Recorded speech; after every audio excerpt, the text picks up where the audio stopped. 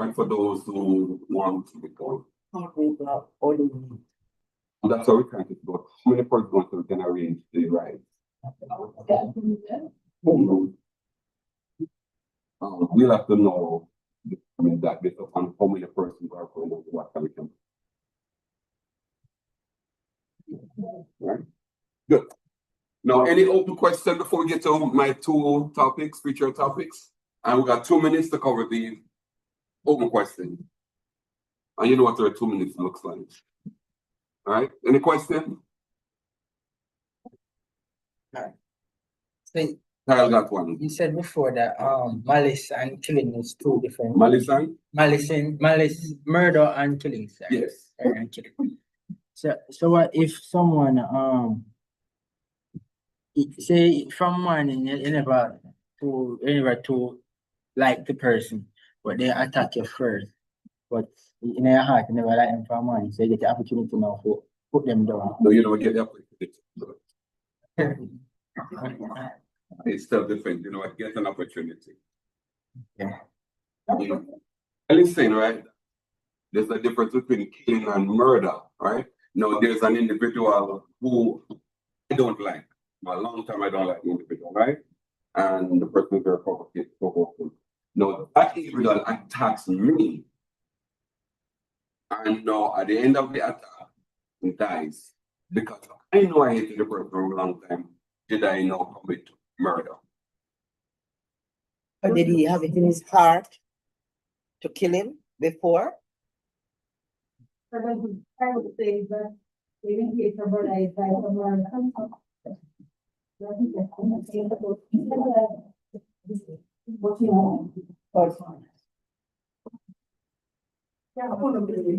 so remember now, right, that if that is ruled as self-defense, it doesn't matter your emotion towards the person or not, you did not become offensive. That person attacked you. Right? You did not go prepared to do anything. You never go there to do anything to the person. All right? Now, the level up, the level up. Quite saying? Morning, sir. Yeah, morning. This is the law of speech. So, authority. What is it there? It might is not so strong. Something I think it's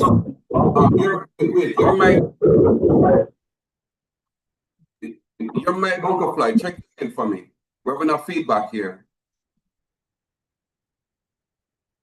Somebody else online just says something to me here if it's us. Are you hearing me now? Yeah, that's perfect. Murder. What the definition for murder in law is malice either expressed or implied. So you have to show some of malice towards the person. Right. Either expressed or implied. Right. But in this case, right, I don't like the individual. I don't like him. I just don't like him, right? And the person attacks me now. All right. That level of anger and hatred that I had before energized me, amplified me now to exert a lot of energy now. And the person dies. Would my earlier emotional view to the person be counted in my response? No, if the person attacks you, where self-defense comes in, yeah. If there is actually a second or two between the attack, it's no longer self-defense, because the law says that if you break, you have time to think about what you're doing. So if you say the person attack you, and during the tussle, he got injured or he died, it's self-defense. Yeah. However, if you break, if somebody break the attack within a second or two or three or four, the law says it's going to be murder, because you have some time to think about what you were doing. So you could have stopped. Okay.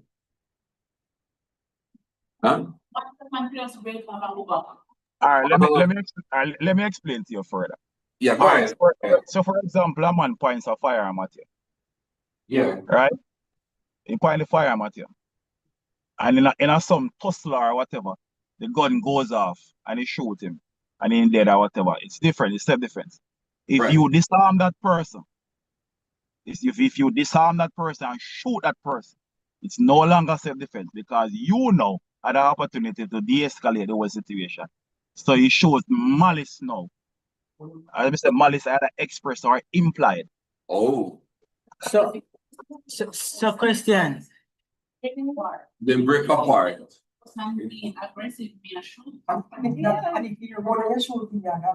look at this, Uncle Floyd, right? Look at this, right? The person I am wrestling, right? They came to me with a weapon. I disarmed them, right? And I am about now to step back away from the person, and they charge at me now. That's a second self-defense, right?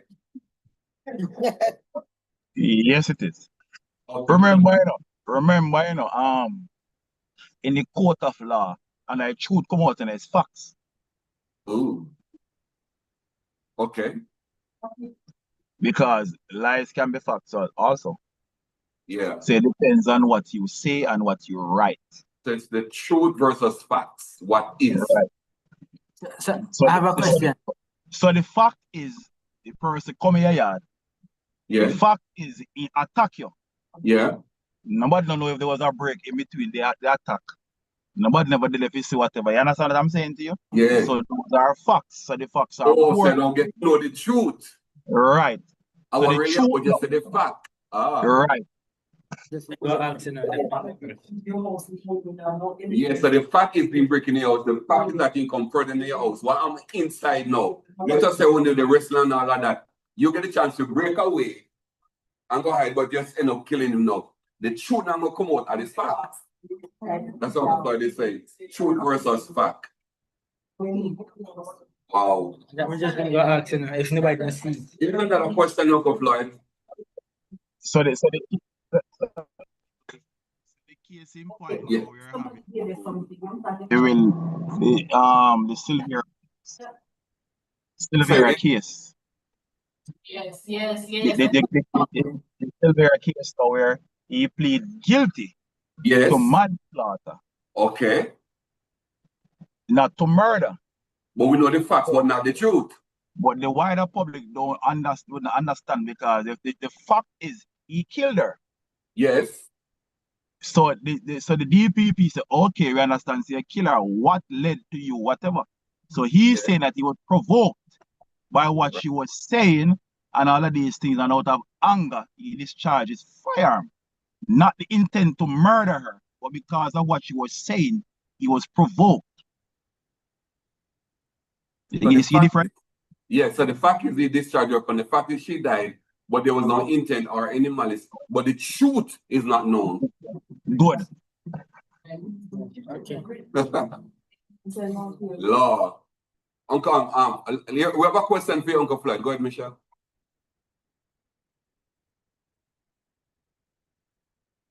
Right. Yeah. Right. Yeah.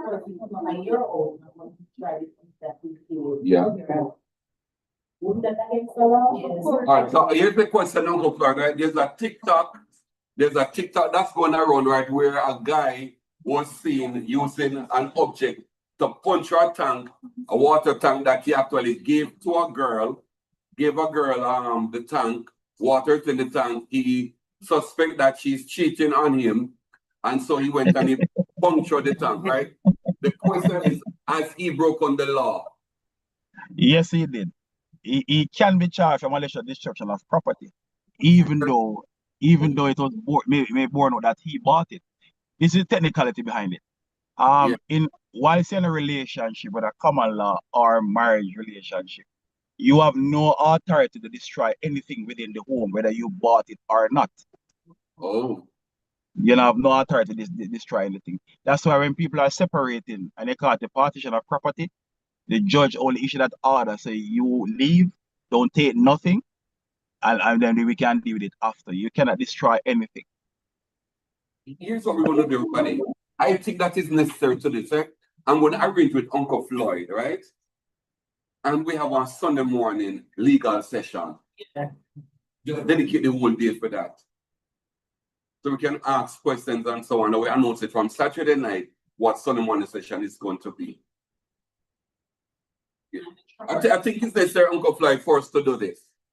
But even then, is that factor to that case because the girl can say, I'm not him by her really and he destroys. Is that true? Some Well, the fact is that it's on her property now. even then, but I'm just saying, if he's saying come back for it, I used to use you while it was All there. right, let me clear it up for you a bit. Yeah, go ahead. I can give you the money to buy something, and the receipt is in your name. You bought it in your name. Just for example, like I send money to build a house for me, Yeah. right? Or to buy a car for me. You bought the car in your name. It doesn't mean that you're the owner because you have to show me now, show the court now how you come by paying for this car, which caused the proceeds of crime act. So now Ooh. because the receipt might be in your name, it means that you bought it. So the man can say, all right, and me buy a tank. She goes say no, and my name receipt and everything. So the judge goes say, okay then, show me the receipt, show me how you come out, or you get the money to buy the tank or whatever, which is the proceeds of crime act. You know, work in that case anyway. I'm just simply showing you something. Right. So now Right. because the receipt is in your name all the time, it means that you are the owner. Wow. Yeah. Yeah. Yeah. Just like a car title. You buy the car, automatically you buy a receipt, everything. So the title is going to be in your name. Yeah. So I'm placing you out of a vehicle. So when I take you to court, the judge will say, okay, show me how you come by the $1 million to buy Right. that. So it falls under the proceeds of crime act. Wow. No, look here. We are going to do a legal session. We have a legal session. Uncle Fly, well, I'm gonna tell you which Sunday, right? And we want to do a legal session with you. So All we right, have, it can be anytime after next week because I am slated to go to Kingston to be certified as an auditor for the JCF. So I'm going to Kingston for 1 week. congratulations. All So I'm right. able to audit stations now. Okay. That's big. Well, that's bigger than Freeport. That's big. Chris, you want to know if you need an assistance? Send me the application, Christy, and then I'll tell you, I'll tell you the Christy. Send me the application, right? And I'll collect the fees to carry the applications. That's a proceed of crime, too, right? I consider myself privileged to be selected. So Honored. if all goes well, I should be promoted to the next rank. Very So good. that's a part of it. So We're honored too. okay. This one, professional. Floyd from Mobile Church. No, it's right. Yes. Right. Floyd, yeah. It's a pleasure to ask him, Uncle Floyd. Oh yes. Yes, and you're one of Floyd from Mobile. Congratulations. Thank you very much. I'm gonna try to find back that video of the Uncle Floyd. The what name? Stones. What the video name? When I acted as a police officer, Yeah, and Stubby. I think Stubby supposed to have it or Heart of Stone. Yes, it is. I want to share that he has been an officer from he was year high. He's a corporal of police. You would, man. You'd like to meet him? You'll get to meet him. You get to meet him. But I'm honored to know that he has been elevated over these years. And I tell everybody this before we go to our feature presentation. I tell everybody this, right? I am Floyd's pastor in life. Now, I remember I got a ticket. And you don't know, right? If you know somebody, they can help you. If you can reason them and show them why the ticket is unjustifiable. And I went to Uncle Floyd to ask his intervention. And he said to me, Pastor, go pay the ticket. I'll never forget it. And that's the kind of officer he is. Yeah. Here's a question, Uncle Floyd, the last one for you. Yeah, go ahead. Okay, Michelle is asking, what if you get a ticket and your name is incorrectly spelled on it?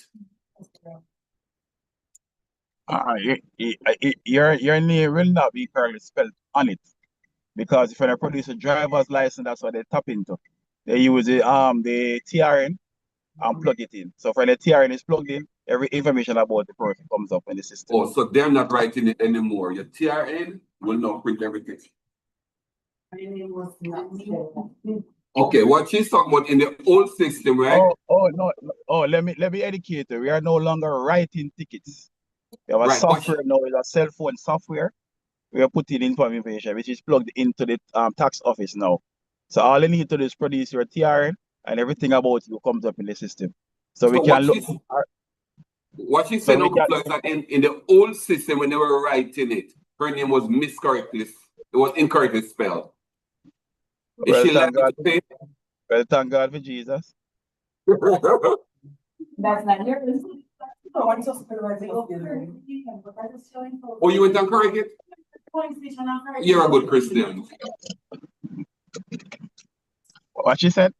She went and corrected it, Uncle Floyd, down the station. Okay, thank God for Jesus. The system is so sophisticated now. Yeah. You can actually punch in your driver, your license plate, drive in and punch in your license plate, and everything about the vehicle comes up with the owner and everything like that. So that's what it is now. So what you do, you can't go say undermine him because your TRN and that is gonna your license plate alone. Your TRN alone is gonna say this is your address and all that.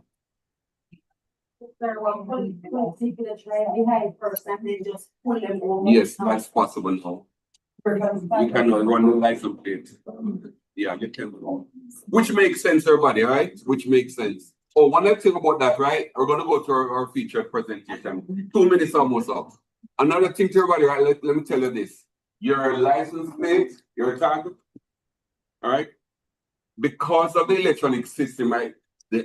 By law, it's supposed to be displayed. But especially now that the law is now digitized. If your license plate is obscured, that's a violation against the law. No, here's the point. You have little light up on top of the above the plate. If they like the blow, it's a violation also. I know, but I'm just saying now that they are digitized, it is more enforced now.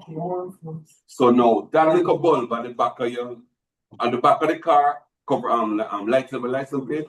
If it blow, remember that the police can drive up behind you and their light bright up the plate and they can see it. That's not the point. And the film light to show them your bulb for the show. So it makes sense when you go home at night and you turn on your brake light and gonna go look. And pay attention to the fog lamps also. The fog light. Fog lamp.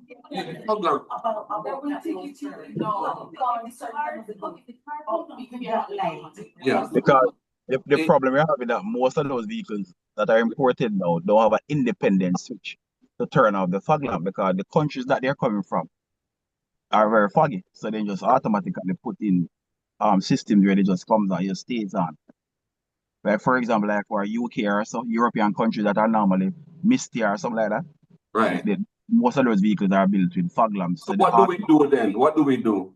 I think for a while they stopped issuing tickets for those, but I think they said that you have to create independent switch now to turn them on. Because the problem is that they are very bright at night. The bumper lamps, them, right? Are they fog lamp naturally? The bumper lights? Yeah, well, most of those bumper lights are what they just, people just buy the bumpers and put them on.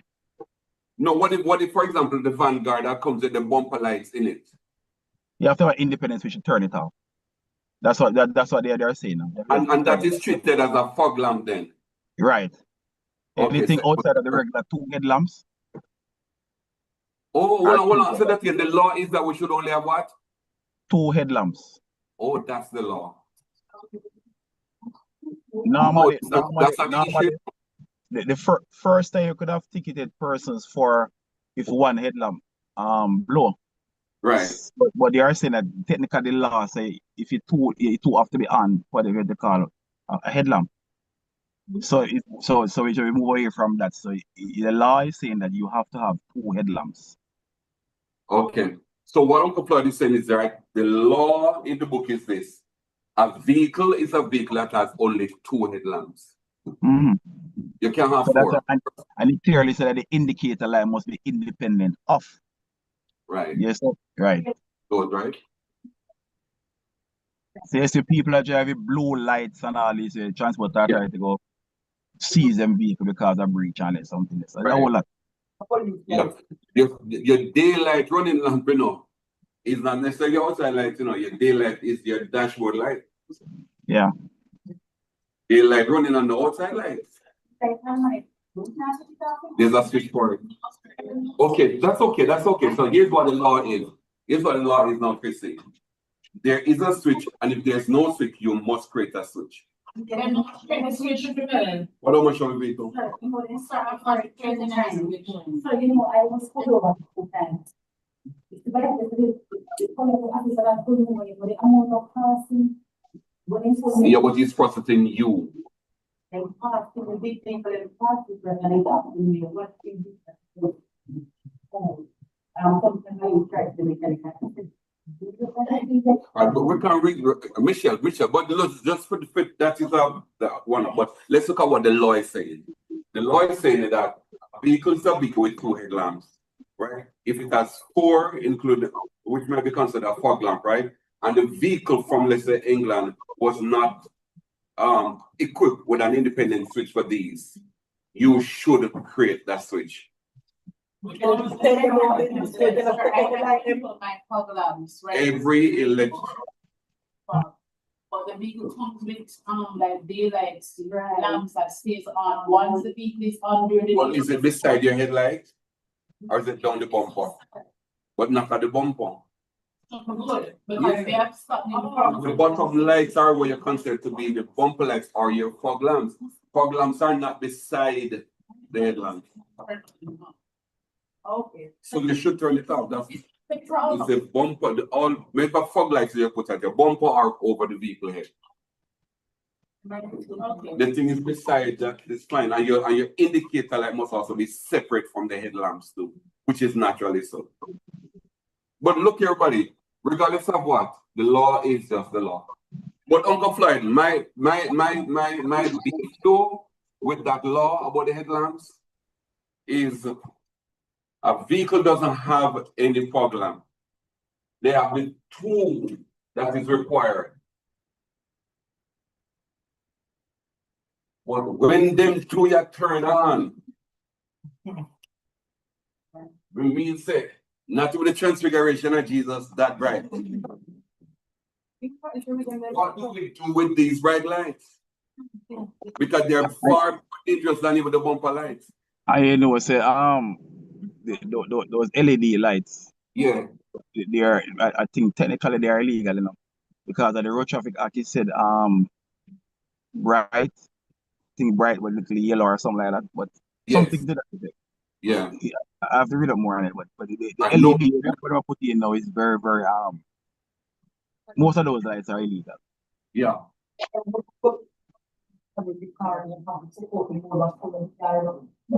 they know it's illegal. Yeah, but you have to refit your car to fit the law into the car. Remember the tinting issue we had in the past? Where they Right. said vehicles that came automatically tint, they said okay. So they give you a degree of tint where you can say, all right, if the vehicle comes tinted, we must be able to see through the tint. Right. So if we import a car and the vehicle is tinted, we must be able to see through the glass itself. Right? And we had that problem at the beginning of it until it was regulated now. Because the vehicles came with the tint. Now the law is saying it should be at a particular degree of tint where they can be able to see through. All right. So we refit as we go along because we never make our stuff. But if you import the vehicles and they don't fit the laws, you have to fit it with the law. If not, you're always gonna get one ticket. And a lot of persons don't know. Well, I guess most might know. You cannot or you must not take your vehicle to the examination before tinted. Yeah. You're not supposed to examine your vehicle tinted. Like the dark tint and then something there, yes. Many persons do it, you know. The examiners who stand up for the law will tell you have to remove your tint. All them all glass. All of them. No man, I guess it's class now on the degree of tint. Right. And also, what I do with my own is the five inches on the top. I make sure that my own is 5 inches, right? Because I really want to deal with the sunlight that's coming on me. But the bottom line, I didn't go ahead and fly. What persons don't understand is that we only can ticket persons for breaching as relates to the tinting. Transport Authority is the only governing body in the country that has the authority to tear the tint off your vehicle. To remove it? Yeah. Right. And Transport Authority is the only governing body that can seize a motor vehicle that is playing loud music and take them out. Public passenger vehicle? Yeah, Yes. yeah. We can't do that. Police can't, but the transport can. And of course, that's why they work in tandem with it so they can discuss the law to be applied on the spot. But everybody, let's work with the law. I mean, I can tell you this. When they brought in this seatbelt thingy, my problem is that when the vehicle crash and the person died with seatbelt on, they never saved them. But that's not even the issue. The issue is that seatbelt is a regulation in the law. Put it on. When you go in the airplane, don't put on that seatbelt and so on. They take you off. But earbuds kill you too. And the airbags are almost worse than the belt. Because when they blow up on you and slam in at that face, whereas if it was long, boom. But partner, what is that? Is that the reason you must wear a seatbelt is that when that airbag blows, your seatbelt prevents you from going too far. I got you. Never know that. That I never know. Your bank flying. You're the guy who goes say, when you look and see a pure whiteness and he said, yes, you're going to be the guy. Why do you say you guys? We're going to do a session with Uncle Lord as soon as he's back. We need to have a legal session because especially we need to. I never know that the law is working with the seatbelt in tandem with the airbag. See? All right. Thanks, Uncle Floyd. My pleasure. Yeah. All right. So this morning we want to look at 2 topics, right? We're going to review what we did last week, and I want to bring in a new one. If you have not gotten, Michelle, have any more handout? Yes. Okay. And this time,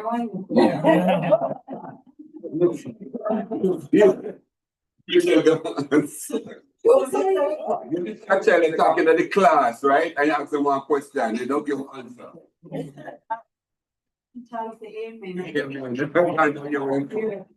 I was just something to Michelle.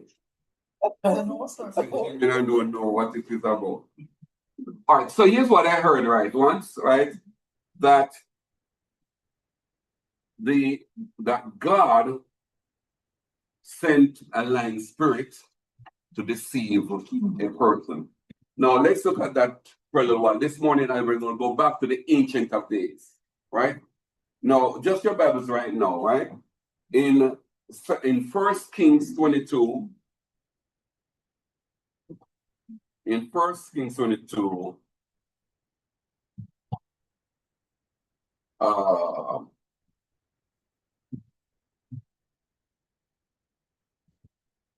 Is it 21 you're talking?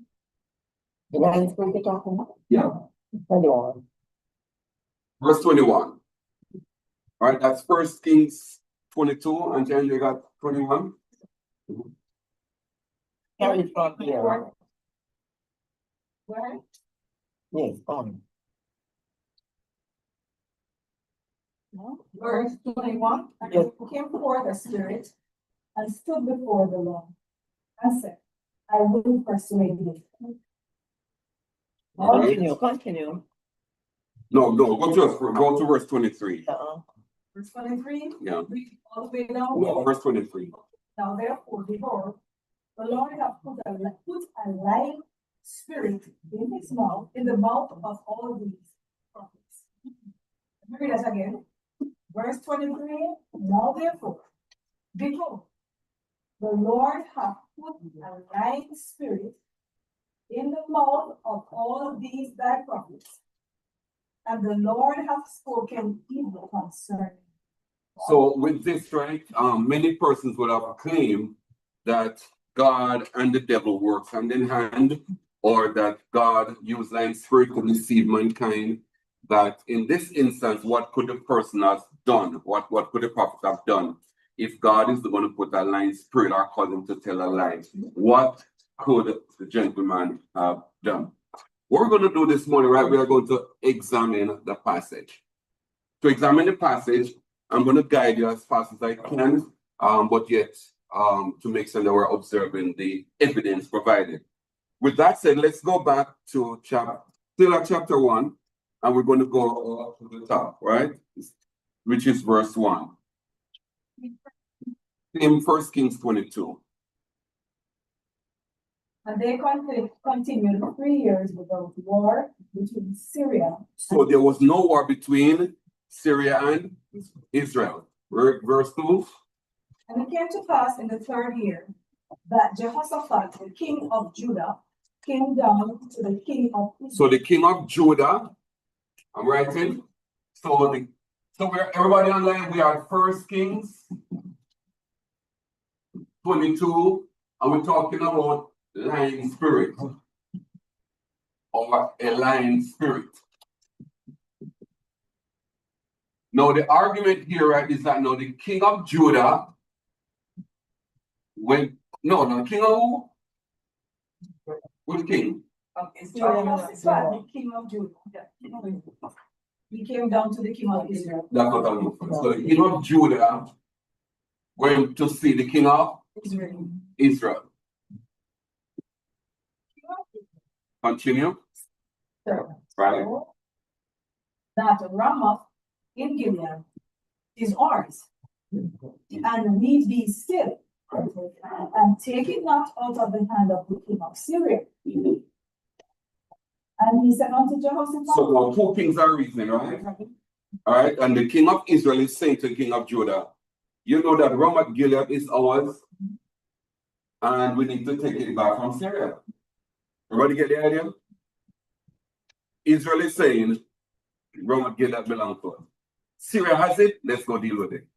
Continue reading. He said unto Jehoshaphat, wilt thou go with me to battle to Ramoth Gilead? So let's look, right? What is the name of the king of Judah? Jehoshaphat. His name is Jehoshaphat. All right.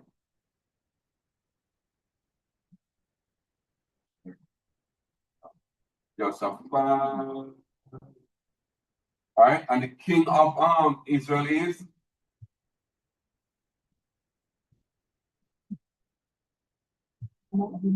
Okay, just keep it that way, right? King of Israel. Read on.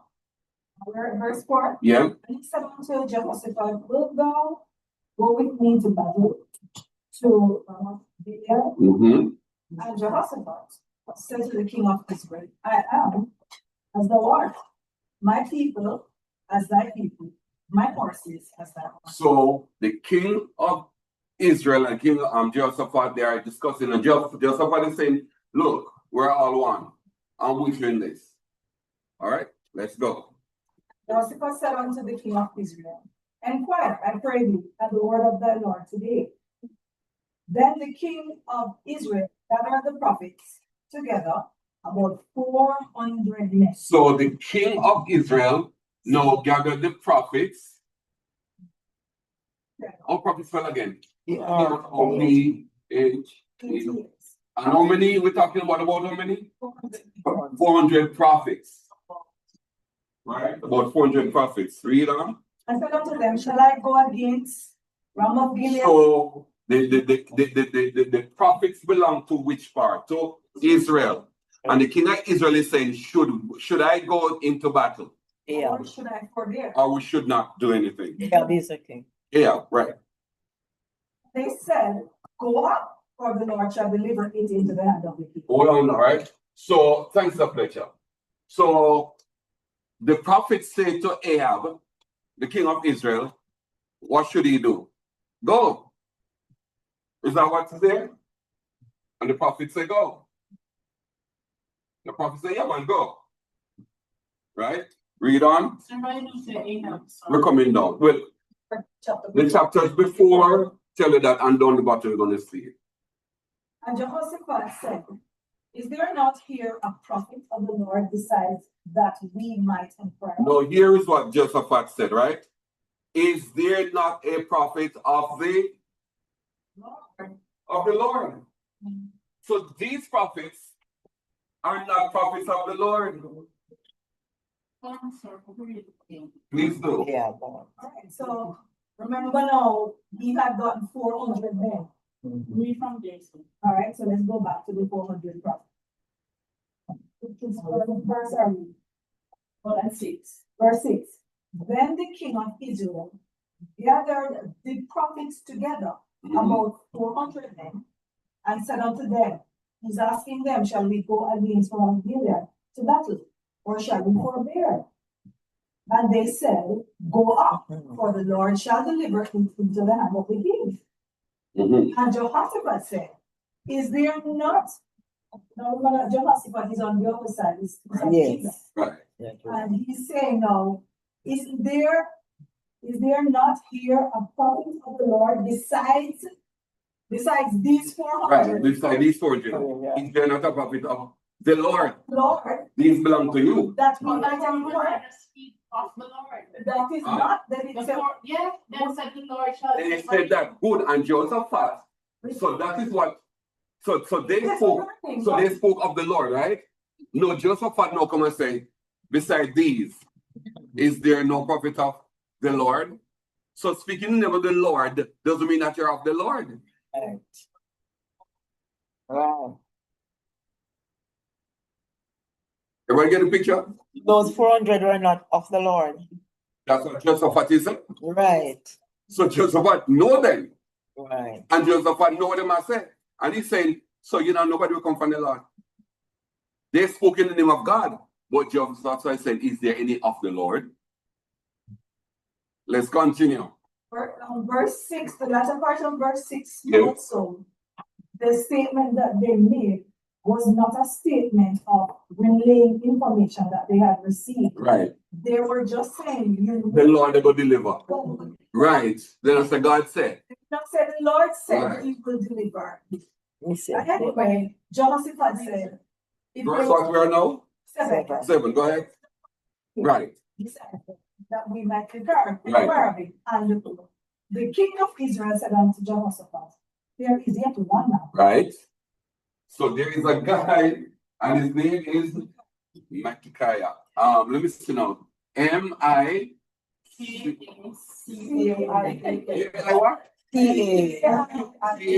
C-A-I-A-H. Almost like Isaiah. All right. So there is one guy, and his name is Micaiah or Micaiah. Son of Imla, by whom we may inquire of the Lord. Who's telling Joseph about that? The king of Israel. The one right So- of the 400. Exactly. So we do know that Micaiah is not of the 400. And he knew. He knew. This one another guy. All right? Or else he would not have sought another. Right. But let's look on why no one Micaiah in the picture. Bring it on. Yes, yes. Let's start back at there is yet one man. Yeah. Verse 8, Micaiah, the son of Imla, by whom we may inquire of the Lord. Right. But I hate him, Right. Yes. for he does not prophesy good concerning me. Right. And Jehoshaphat said, let not the king say so. So Joseph not like Sorry, Ahab don't like Micaiah. No. Because Micaiah never prophesied nothing that in favor. Favor. Right. To eat So you don't like him. or Ooh. Oh, she's factual facing, right? Continue. in verse 9 of Israel called an officer and said, hasten hither, Micaiah, the son of Remember that the 400 already spoke. Yes. Go. Go, all right, continue. Verse 10, and Yeah. the king of Israel and Jehoshaphat, the king of Judah, sat each on his throne, having put on their robes in a void place in the entrance of the gate of Samaria. And all the prophets prophesied before The them. 400. Right. Go ahead now. Of Chinana, him horns of iron, and he said, thus said the Lord. Now you hear this. With these shalt thou push the Syrians until thou have consumed it. Hold on now. So who is this now? This is Zedekiah, and Zedekiah is among the 400. So now we got Zedekiah. So Zedekiah is one of them who said go. Yeah. He's one who said go. And now he's demonstrating before them now with object lesson and said this is how you're gonna win the battle. So now we got Micaiah and we got Zedekiah. Zedekiah is representing the 400, Micaiah is representing the Lord alone. Right, read on. Thus said the Lord, he said, with these shalt thou push the Syrians until thou have consumed them. Verse 12. Yeah. And all the prophets prophesied, so saying, go up to Ramoth Gilead and prosper. For the Lord shall deliver it into the hand, into the hand. Again, they're being persuading the queen, persuading the king, persuading the king. Cool. Let's continue. But remember now that these people have already spoken. Right? Let's continue. 13. A messenger that was gone to call Micaiah spake unto him, saying, behold, now the words of the prophets declare good unto the king with one mouth. Let thy word, I pray thee, be like the word of one of them, and speak that which is good. What is this man telling Micaiah? Join them, be quiet, that's what they must say. You cannot differ from what they say. You need to say what they are saying. Join them. All right, get the picture? Let's continue. I said, as the Lord liveth, the Lord hath said unto me, that will I speak now, tell no lie. Yes. All right, continue. So the king came, so he came to the king, and the king said unto him, Micaiah, shall we go against Ramoth Gilead to battle, or shall we follow? And he answered him, go and prosper, for the Lord shall deliver it into the hand. Who said that before? The 400 men. This is what the guy told Micaiah that he should say. Right. So Micaiah go up there now in a sarcasm and say, go and prosper, for the Lord shall deliver it into the hand of the king. And the king said unto him, Listen to the king now. And that Micaiah tell him not, that Micaiah repeat what they say. and shall I adjure thee? Yeah. Yes. That thou tell me nothing, Yes. but that which is true in the name of the Lord. And he said, I saw all Israel scattered upon the hills. So this is the prophecy now. Yeah. What he said, Yeah. as sheep that have not a shepherd. And the Lord said, these have no master. Let them return every man to his house in peace. Hold on. This is the prophecy of God. They are going to die. Send people back home. So the first part that he said was go. It was the mockery. And then the king said, me not like you. You know, like you. Then he now tell him, this is what it is. 18. And the king of Israel said unto Jehoshaphat, did I not tell thee that he would prophesy no good concerning Yes, you? right. Well, Lord, Yes, you know, like no. So, no. So the king now said to, so Ahab said to Jehoshaphat, let me tell you the same thing now, right? That's I mean, not in him, we just not like him. Right? Never talk good. Okay. Praise the Lord. Amen. So now realize right that now the guy now is saying, look here, you see this thing, the middle up there, so I just don't like this guy. All right, let's continue our investigation. Hear thou therefore the word of the Lord. I saw the Hold on now. This now is what we call a transition. Micaiah is now going to now create one court scene. He's now going to mimic heaven. He's going to now make Ahab becomes the God who sits on the throne, and his council now become the 400. That's what he's now doing. He's now writing a script. Yeah. All right, he's writing a script. Let's see the script. Go ahead. I saw the Lord sitting on his That's throne, Ahab. and all the hosts of heaven That's the 400. standing by him on his right Right. and on his left. Continue. And the Lord said, who shall persuade Ahab, and that he may go up and fall at Ramoth Gilead? Yeah. And one said, on this This. matter, and another said, on that matter. Are the 400 in my mimic knowing, all right? Yeah? Oh. Wait no man. And there came forth a spirit. Yes. Which is yes. Yes. Yes. Yes. And stood before the Lord Yeah. and said, Yes. persuade. Right. You get it, right? Continue now. And the Lord said unto him, Yeah. wherewith? Mm-hmm. And he said, I will go forth. Yeah. And I will be a light spirit. Right. All his 400 prophets. But you read, Yes. oh, you're going it already. Exactly. Oh, no. Go ahead now.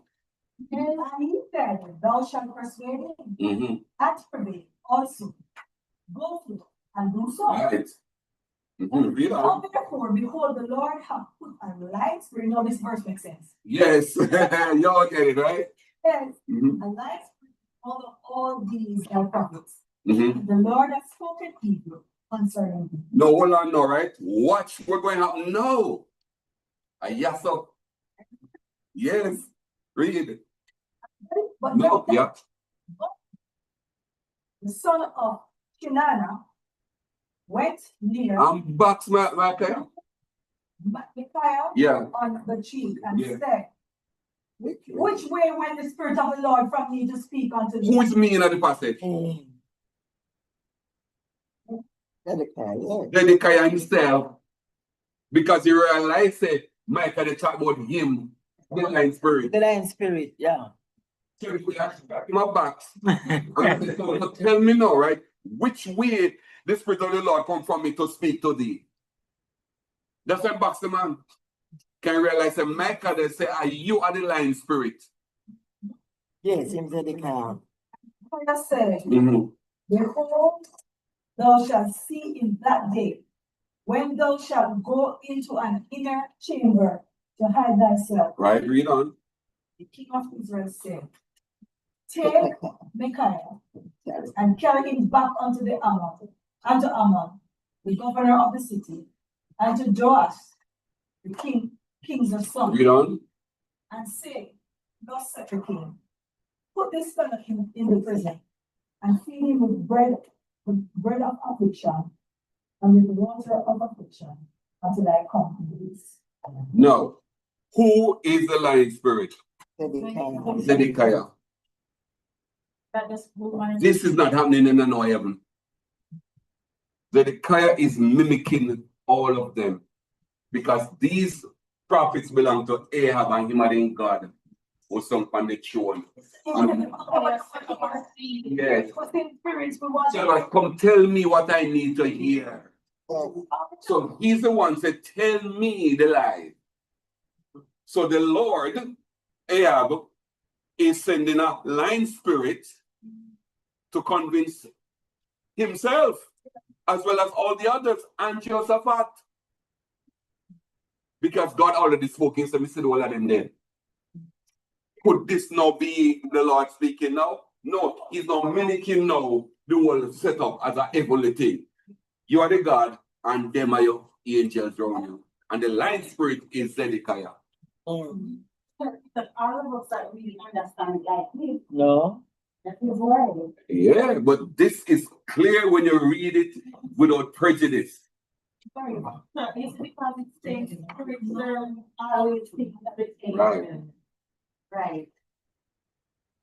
Sorry, that's other picture 21 against Zedekiah. I'm just anyways. I just want to find somebody. We could read it on your own later on. I just see the end of Ahab. All right? He's worshiping Baal and all that.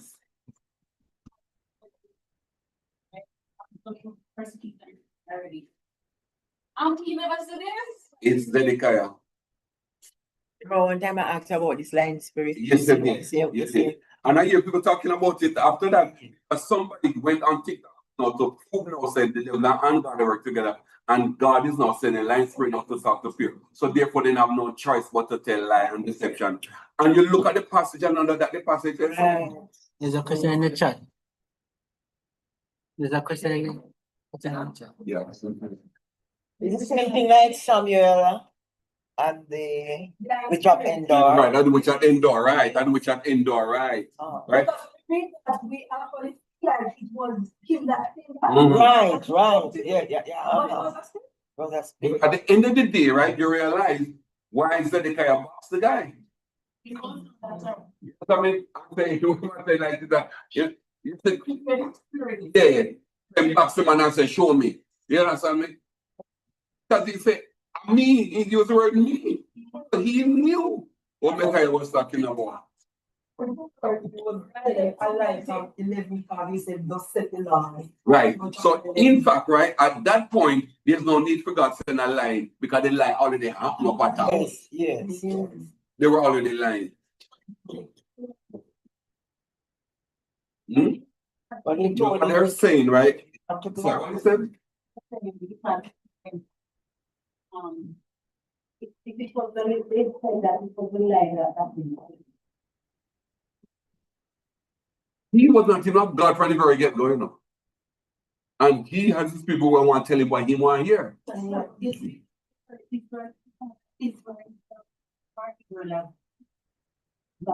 All right. And that is not, doesn't mean that they're always with God. Right. And when you reach them, when you read the rest of the chapter, you realize that the man was in from get-go. Somebody have online, but let me and then come online.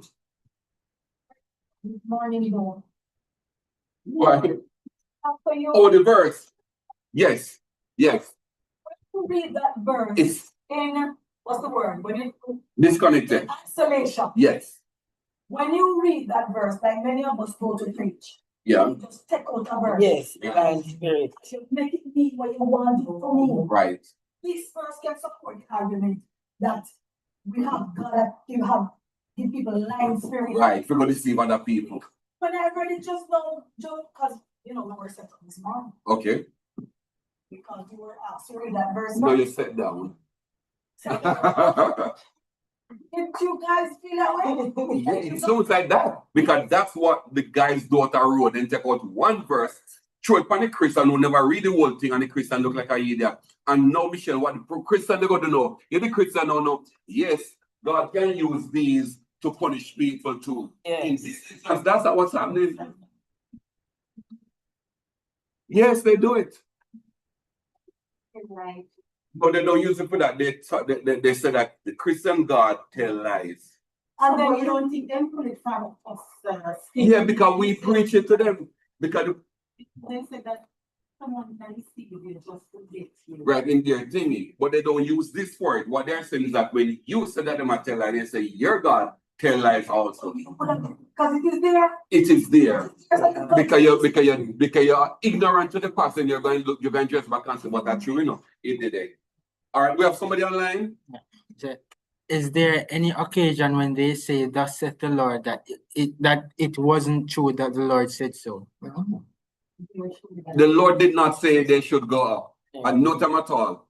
The reason we know that, that God did not tell him to go up is that when Micaiah prophesied, Micaiah said what? I saw them what? Scattered. Was going in peace. Remember, I know it says send everybody home. So there's no instance where it was so. None. Micaiah spoken once. The king, Jehoshaphat, knows that Micaiah knows that the prophets are not of God. Clearly, anything them say is not of God. So Jehoshaphat said, look here, everybody can look at stuff. The lie, the meaning of lie. Yeah, he have loved the lie. Therefore, right, Micah now could mimic it now and say, I see God sitting on the throne, and these person over here says back and this go, and then he says, send me a line straight. He wanted that. Alright, someone on YouTube channel asks, YouTube channel, go ahead. is the tribulation the worth of God, the wrath of God? Okay, somebody on the YouTube channel is asking if the tribulation is the wrath of God. The answer is no. The tribulation is what the devil will do to people on earth, Christians and non-Christians. The wrath of God is God's response now to what the devil will do, called the tribulation. So the wrath is a response to the tribulation.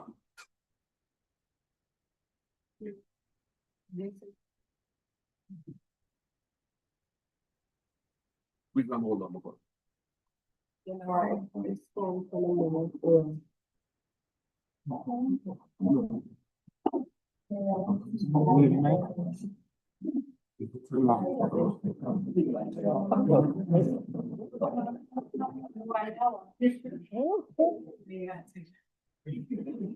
So the next one is not, we need to move on.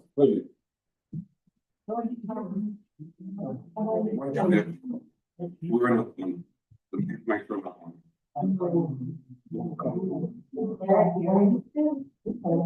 That's okay. All right, online, you're hearing me clearly, right? Yes, sir, we are. Okay, cool. I froze a little bit a while ago. What, Maury? I never said anything. Did I say anything, Maury? Maury, did I say anything? Avoid me, Maury. Avoid me here. Still in the house. So welcome, Maury. Also, Yes. when you look at Job's situation, and some people saying if God doesn't allow it to happen, it will not happen. But God allowed Job's afflictions to happen. Yes. Whatever the devil put on us, if God doesn't allow it, it will not happen. Does it go like that? This is a lovely question.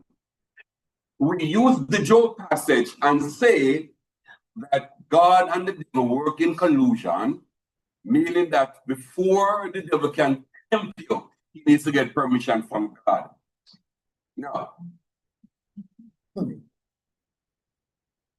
We take Job incident, make it become a principle of God. You're not got some. So you cannot say that the devil would have said something to God and God saying something to the devil, and then God said, go ahead. And we made that now a principle for all issues. It's not so. No, why it cannot be so is 1 Corinthians 10, verse 13. And 1 Corinthians 10, 13. The question on the prayer from everybody is if the devil needs to get permission from God before he tempts a person. Father, But the devil not respect for God saying him not go to get a permission, a simple reason like that. If the devil have no respect for God, why does he need to go permission and say, beg you a little blind to tempt Pastor Robinson? Right. It sounds stupid, but over the years, pastors have pushed the argument that Christians are protected because God will not allow the devil to tempt you because he has to get permission first. And the same Bible says, your Bible really says, yeah.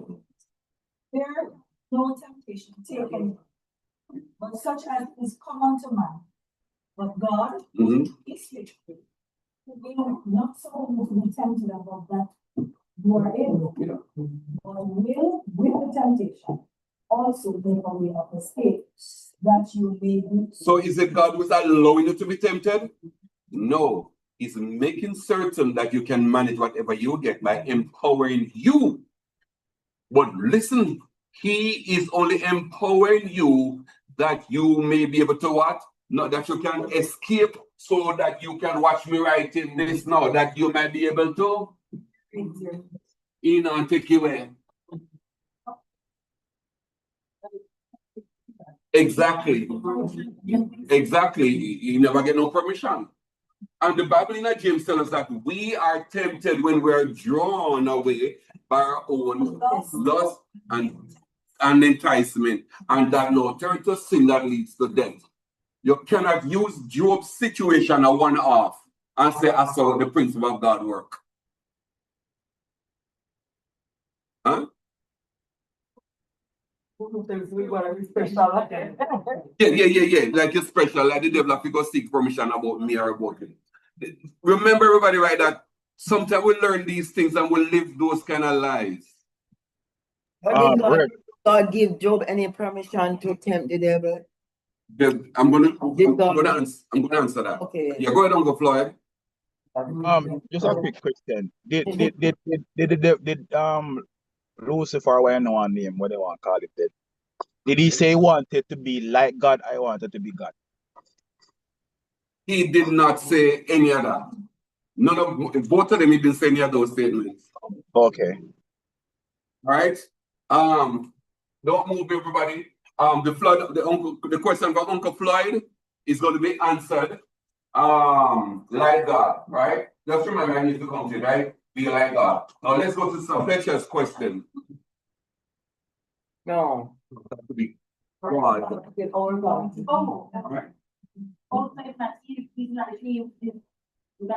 No, it's what pastors have preached. The question from Sir Fletcher is, didn't God permit the devil to kill Job? Let's go down it. All right. We are in Job and we're going to go to chapter 1. All right.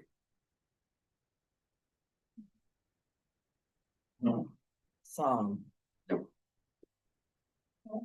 All right, I'm coming. I want to find that specific verse. I'm looking for the verse about putting the edge or something. No. 10.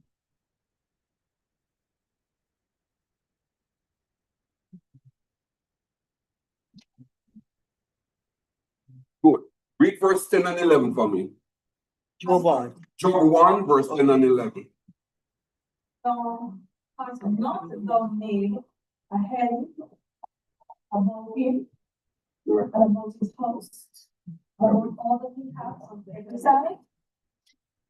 Thou hast blessed the work of his hands, and his substance is increased in the land. But put forth thine hand now, and touch all that he hath, and he will curse thee to thy face.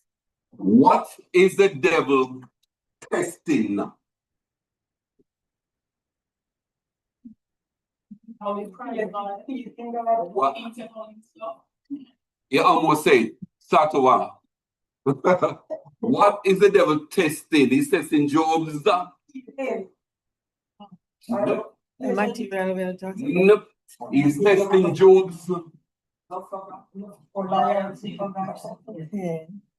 He's testing Job's loyalty to God. Loyalty.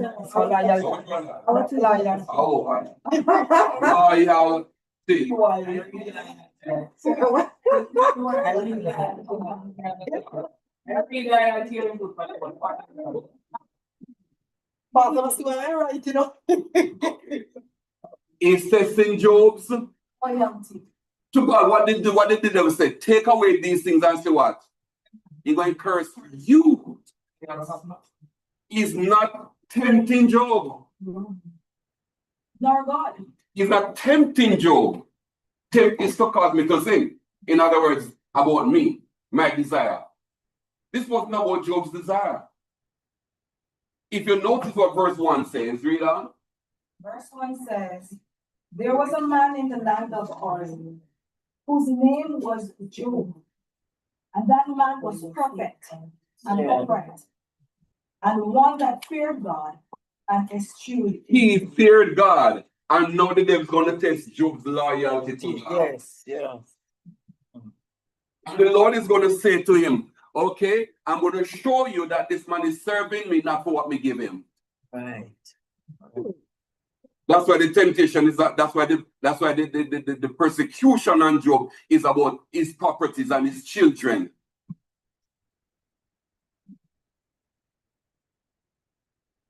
We can't use that about temptation. But It's about the loyalty. because in that in case like if God saying restore I don't use the word faith because the issue is not faith here. The issue is take away material stuff. and see if he's going to serve you. But he's serving you because of these things. I don't want to put faith in there. I want to put loyalty with bear nothing. And I'm still loyal. Africa? Huh? I know somebody. Well, many Christians are trying to get those loyalty rewards to serve God. They're really trying. No way. No, look at this, right? How does the passage end? How does chapter 1 end? I say, verse Yeah. 21 and 22. Verse, the two last verses. Yes. Wait. Verse 20 to 20. the end, yeah. Then Joseph raised his mantle, Right? shaved his head, Yeah. and fell down upon the And ground. what did he do? Worship. He worshipped God. He worshipped, right? So when this affliction hit Job, the first thing he did was to shave, put on his mourning garment, and he's about, I will worship you, God, without nothing. Then the next verse says, And naked naked came I out of my mother. and naked. Naked shall I return without food. No. The Lord gave, The Lord gave. and the Lord hath taken away. Yes. Blessed. It's about loyalty. General passage. And It's so, a- in that case, it's like that, like the love one day, it's a God. Yeah. No. Okay. Joe was talking about the property. Okay. The federal thing is talking about life and death. The Lord give life and the Lord take life. Use it. I know God do it. And take it away. This kind of red out there is about the ground. He went. He was at rock bottom, yes. Rock bottom now, naked. I came with nothing. That means lose everything. Yes, literally. Yeah, that was rock bottom. They come with nothing. And me I go with nothing. But me I worship God. True. It's not about me. He proved his loyalty. And in verse, and the last verse now says what? In what? He did not. What was the test about Job's loyalty, people? But the scripture that saying, It was says the people who tell him to curse God, they get punished. No. Well, yes and no. I'm coming around to that, yeah. that's like can do all things through Christ as well. So no matter what your content same way. Right. So in this case now, Job would say no, I can do all things through Christ who strengthens me. And the third verse about being content in whatever. The same one here. In one verse, yeah, I can do all things. Same contentment thing. Probably didn't read Job's story. Wouldn't that because Paul was a scholar in the Old Testament? You understand me? But notice, it's not a temptation. No, remember now what the temptation that James talk about, right? Is that we are drawn away by our. This is not a lust. Everybody with me? The Job situation is not a lust. Job a lust for nothing. Is that the Lord is saying, consider this guy, and the devil is saying, oh, the reason I must serve because they give things. Still, the pastor they use this like all of our faith like Joseph, a faith in It's not about your faith. Faith. Loyalty. Loyalty. It's faith about Job. Yeah. The devil says, take away and he curse you. And Job said, I have nothing, come with nothing. I'm going to live with nothing, but I'm going to worship God anyway. And in all of this, he did not sin. Because it was not about it was about the prosperity. No, but we know that. Yeah, man, we say the matter of pain and everything. I mean, say Job is the one who said that the men wish me never born and all of that. So all of that is going on. Remember my question? Yeah, all of that is going on. But the point of this thing is it that God is allowing the devil to tempt people as the devil seek permission? No. The Job situation is not about that. It's about loyalty. A Job is a man of God and it means he has everything. Right. You understand? So when they are saying that, no, when they are saying God have a box, Yeah. Job was like, that one. Right. And I can bet you my last dollar, and I'm not a gambling person. No God, no devil inside of this. Make one pastor to the losing car, losing house, and so on. Me not about God involvement or the devil involvement, you know. Take out God and take out the devil, take them out.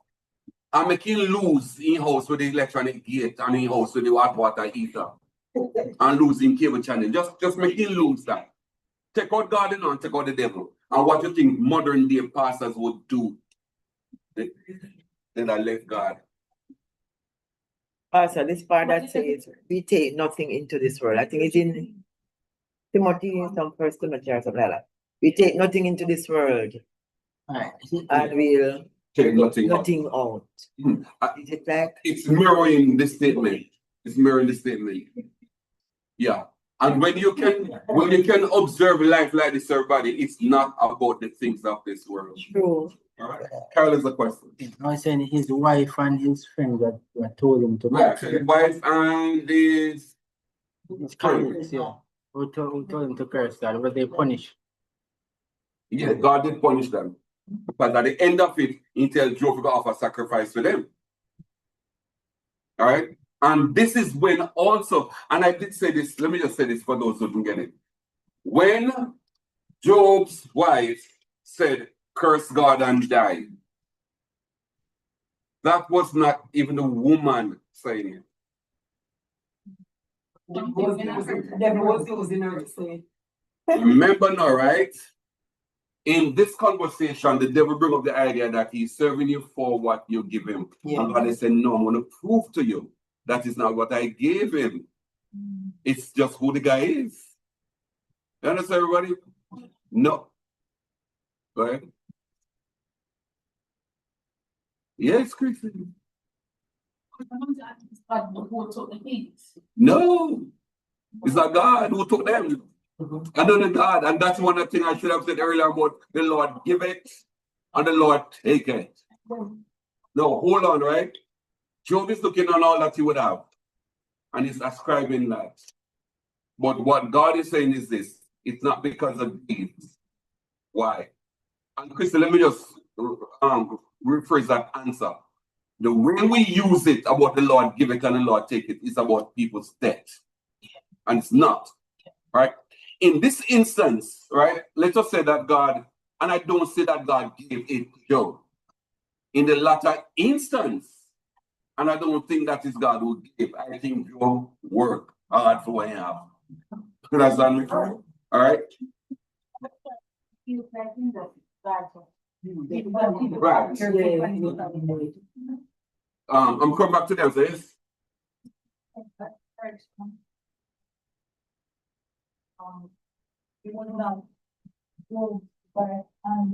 Right, it was just the wife. Right. According to personal. It's just the wife. However, the others were just miserable. Competent. Right, I'm gonna amalgamate them. All right. So now the woman is not the one, work with me, saying curse God and die. Work with me. She said it out of her mouth, but on a sheep. Let me tell you why I'm saying so. The devil is saying, I am going to take things away from him, and he's going to curse it. And the Lord is saying, don't touch his life. You can't touch his life. Good. But even if it touches health, he shall not die. Because that's not on you. I give life. I deal with life. So that's not on you. In other words, go to the bare bones.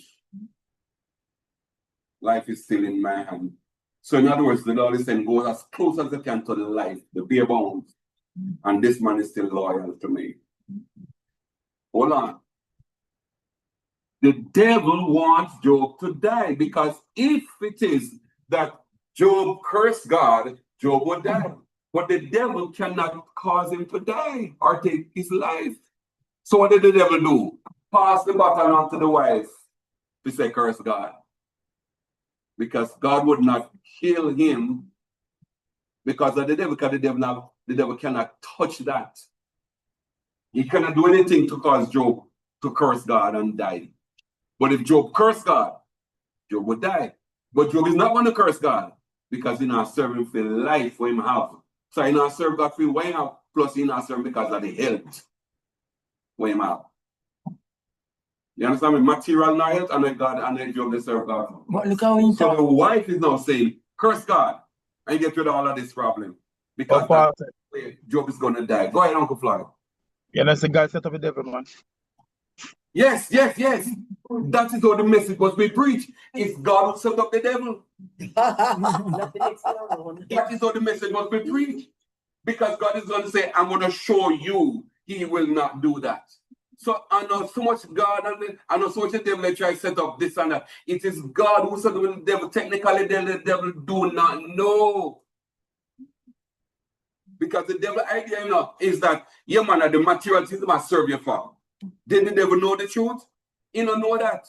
So who set up who? God is the one who set him up. Because God knew the kind of guy who Job was. No, God is the one who set up the conversation now. The devil is going in jolly way around the place. And God call him and say, what you want me servant Job? Yes. That's what your argument is. So, like Uncle said, that's a setup. Because God don't know this one at all. Me can bet you this Africa. God don't know run that they joke with me. You know, choose Job, but he not call me. And Pastor, how they use declare, decree and declare as in the Job. I'm coming back to that now, because that's what Auntie Angela was saying now, that the friends are not saying curse God. Right. The friends are saying declare. Yes. Which is to become God. Yeah.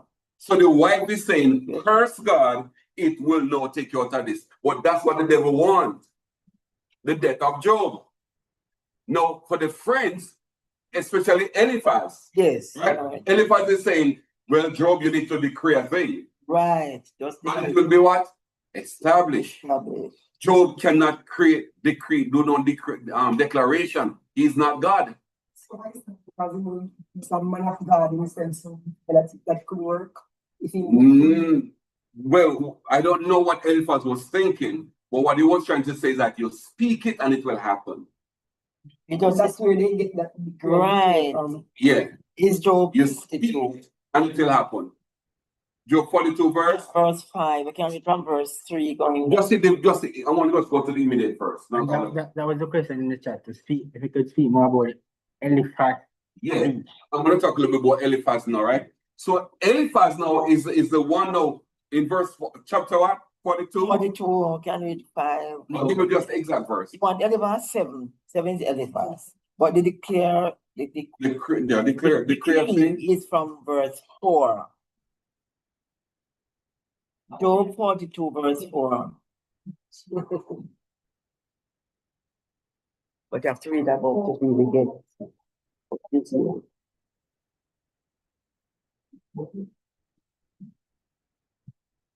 Yeah, I just need to, and I will declare. Go unto me.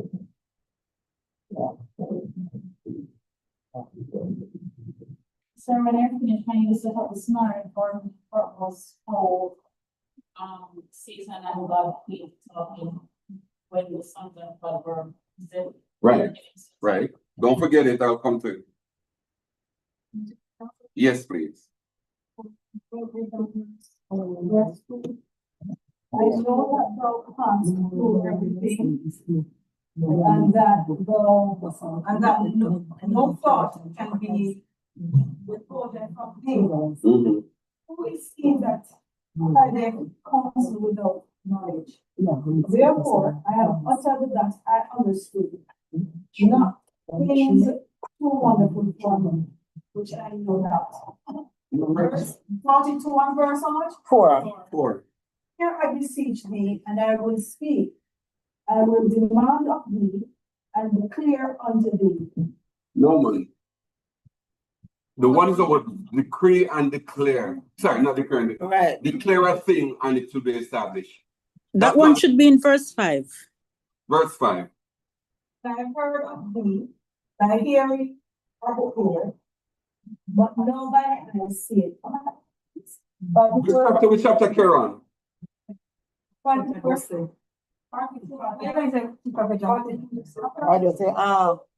It should be somewhere in chapter 5. I'm trying to find it as well. oh no.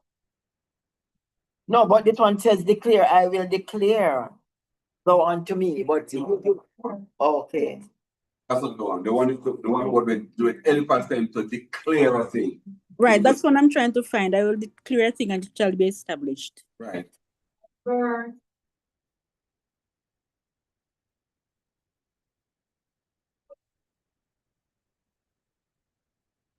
Who people? 22, 28. 22, 28.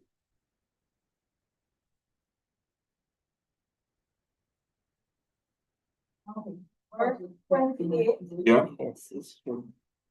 And it reads, thou shalt also decree a thing, and it shall be established unto thee, and the light shall shine upon thy ways. This is not for Job to do. And it's not for Eliphaz to tell Job to do. And this is the passage that the church used today to establish a thing, speak it into being. If you speak something into being, you're now a creator. You're now God. Right. Right. You know, that mash up Adam and Eve, believing that they should do such a thing. No. There you go. Similarly. Yeah, in that statement, it was like the spiritual beings, not God. It wasn't a comparison with God, it was comparison like spiritual angels. You'll be like angels. There was, It was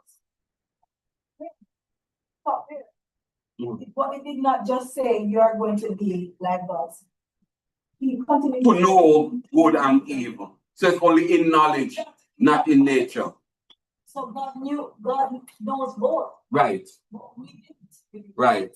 And angelic beings knew both. Right. So we would have known be like God. In knowledge. That's it. We preach Yeah. that we are like God. God. Speak to me. Right. Right. Yes. Call it forth. We are creators like God. Right. We have the power. That's the deception. That's the deception. No, go ahead. When we're talking about Job, sir, actually, not anyone, sir. No. He causes them to die. And that's not God's doing it, it's sin that does it. Right. Because we're living in death. Because we're living in death. So it's a consequence of sin. No, Eliphaz went up and spoke that kind of way. But now, listen God's response now to Eliphaz himself. Right? Let's go over now to chapter 42. Right. 7 and maybe 8. Yeah. Mm-hmm. Was so, that there? Yeah, verse 7.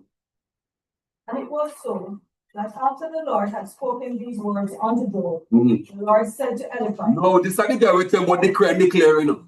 No, sorry, about declare thing, you know. 42 verse 7. No, you're not going to say to this person, I'm going to tell him about what you must decree. And listen, Christians, when they decree, listen what God has said to you too. Go ahead. Eliphaz, Yeah. Timonite. Timonite, he's from Timan, right? Yeah. My wrath is kindled against thee, Yeah. and against thy two friends. Yes. For you have not spoken of Yes. me the thing that is right, Yes. as my So that servant was not right. That's the way tell Job for doing it right. And when Christian know the decree, they say, me not tell you to say that. now 7 bullocks, Mm-hmm. 6 rams, and go to my servant Job, Yeah. offer up for yourselves a burnt offering. Yeah. And my servant Job Mm-hmm. shall pray for you. Exactly. For him will I accept. Right. Oh, lest I deal With you. your folly, in that you have not spoken of me in the things. So Eliphaz did not speak from God when he said decree a thing. Oh, like my servant. This is abominable that we practice what God condemns. We need to show them then because they don't see this. So when you continue doing it, then it's a bad thing. I don't understand. It is how the devil uses spiritual leaders to tell people to, They do this too long, they use them too long. and we still a pass over these passages. They had to offer Job animals for No, sorry. Job Okay. will become their priest. Oh, okay. Right. What is what the Bible say, right? Yes. Job, the Lord said only two righteous never pray for you know. Mhm. Because if we don't do that, we go deal with don't know. But the thing said they are not seeing it as whole. It is no. They don't want to see it as if they're like Ahab. The one they, He said it's hard and it couldn't just want to listen to. Barbie, I'll not tell you say people want to believe a lie. I was going to say that, sister. If you see, if you take that away from them, Yes. you strip them of everything. Because the degree and because that is just overflowing up. Yeah. I fully don't. God condemns the decree that that Eliphaz told Job to make. Yes. Job and Jael, the Lord is saying, go repent of it, but tell you what, go to my priest and he'll pray for you. Other than that, I'm going to deal with you. But they say that they need to repent. They need to go to Job. Right. Then we know themselves so. The Bible is punished. Yeah, so right. The college need to teach Bible now. Interpretation. Yeah, they need to teach Bible and this interpretation. Yeah. You can clearly see it. You can clearly see it because God picked out Eliphaz now and grouped him with his 2 friends. Yes. So clearly what Eliphaz said, God opposed it. And what his 2 friends were doing too. Michelle, I agree with you. With the college thing, but a lot of the persons who are declaring. No,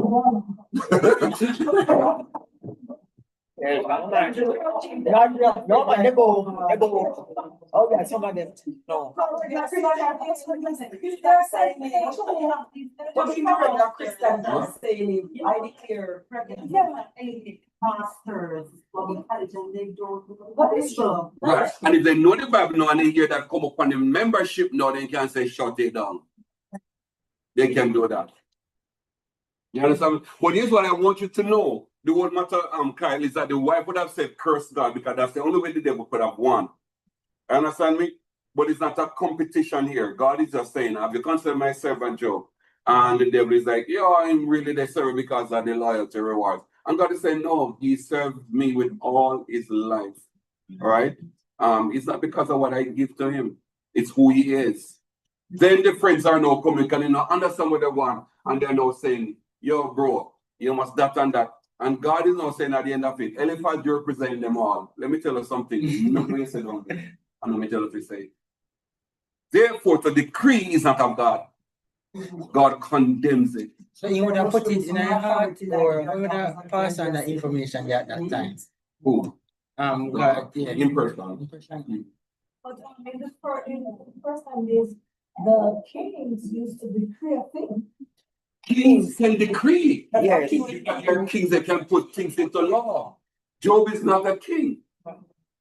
And even if he was a king, the situation that is going on is not for him to do.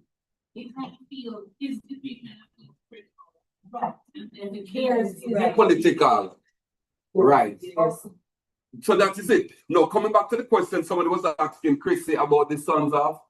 Yeah, the seed, how Satan came to be able to be asking God. No.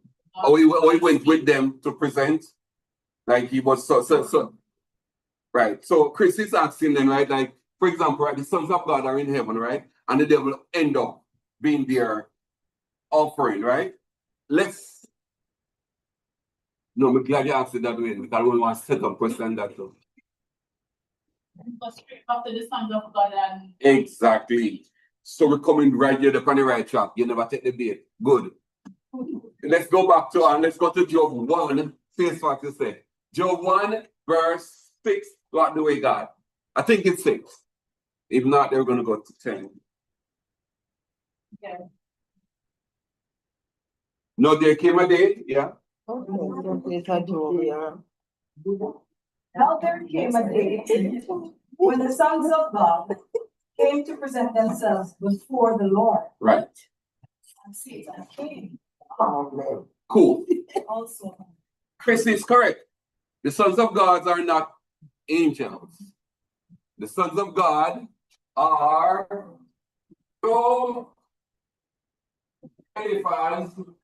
Okay. And with the other two names, all people who would have offered. That is why God in the latter end of the tell this brother now saying if you do another offering. Alright, so Are the ones with the offering come to the regular sacrifice of the offerings and so on. Pastor, please repeat. Sorry, please repeat for me. Who were the sons of God? Right. So in this case, right, in the passage of Job, right, we have an identification of Job, Eliphaz. Tell me that the two guys' name. Right. No, Zophar. Elihu. No, Zophar. Bildad, sorry, Bildad. B-I-L-D-A. D-A-D. And Zophar. Stella. Z-O-P-H-A-R. Z-O-P-H-A-R. P-H-A-R. Sir, and so like who? Yeah, we were guiding back Elihu. Where you get Zophar from? It's a fourth friend. Elihu. H-U, right? I remember that young guy. Yeah. Yeah. So here on. In the context of this passage, right? The sons of God goes back to those who are the children of God. Righteous men, righteous people. In the context of Job, he lived in the land of Uz. All right? And Uz is a descendant, I think, of a guy by the name of Esau. All right? Now, should this be the case, and I'm almost certain it is, right? This being the case, right? Job comes from the land of Uz, and Uz, I think, is coming from a guy by the name of Esau. Esau is what's Esau's brother's name? Jacob. What did Esau want to do to Jacob? Kill him. So if Job comes from Esau's lineage, why is Job serving God? If his father wanted to kill the lineage of Jacob. So Job is particularly picked out here. Why is So this guy Job is not supposed to be this kind of way. He's supposed to be like his foreparents, Jacob, killing off them people there. I mean, Esau killing off them people there. So now we have also living in us in Eliphaz, Bildad, Zoar, Elihu, and we don't know of any other person except these came to counsel Job. And these are also offering sacrifices. That's why at the end of it now, the Lord now said to Eliphaz, offer, so the man know how to do it already. Plus the others. So the sons of God would have been Job and his friends. They were doing the offering and the devil no turn up. Oh, in that time it seems like okay. The context that I got as a Bible student. Don't say words, Sister Fletcher. Go ahead. Oh no, Michelle. Go ahead. Yeah. Go ahead. saw in my head this whole setting. God sitting on a big chair. Right. Big chair. Right. Jesus on your right. Right. Some Angels running. Right. Job, ask me how Job. Coming at the picture. Yeah. No, Satan End up in there. end up in front of that, but in my head, there is some passageway that he can Come up, right? So when the angels them have worship Right. day and night and God see someone in throne. And the devil come to. Come back say, that means I see my son. Right. That's what it was in my head when I grew up in the church too. It was always in heaven that this was happening. That's why I made it. Try pull Christian up by saying in heaven. Because they're not saying that I could try, but you're God's critical thinker. You're face facts. So now the idea is that the sons of God were in heaven, but if they're in heaven presenting, what do angels offer as sacrifice? What do they present? They can't present. And the Bible did not put the passage. Yes, because they don't need to offer sacrifice. Yes, right. So they're gonna be presenting. Those are context. Exactly. That Miss them it. Because the presenting, right, is usually worshiping. We flip it for worship. It's when he told him to go now and do it. Right. And in addition to that, right, he said, there is none like my servant. And the whole issue is happening on earth. Yes.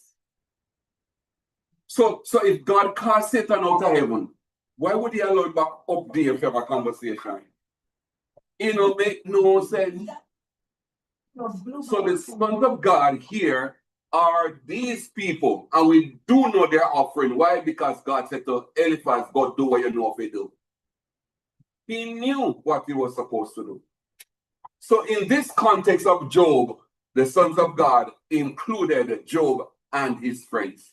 And that's why God could not chastise all of them. Online, go ahead.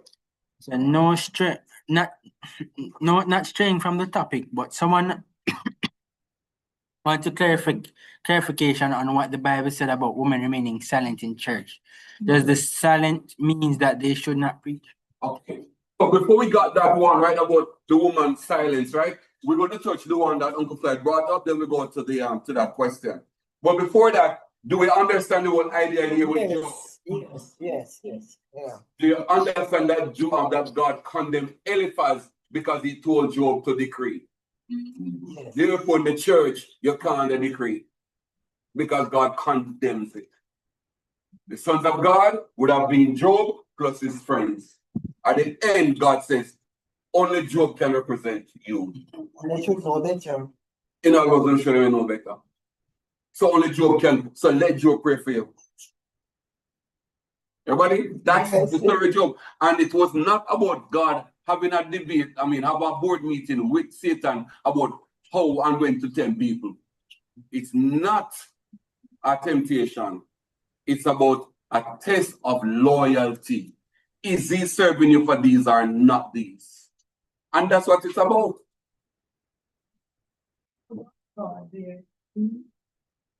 Job and his people. But if I see that speaks about the sons of God, Sorry, doctor. with them, daughters of God.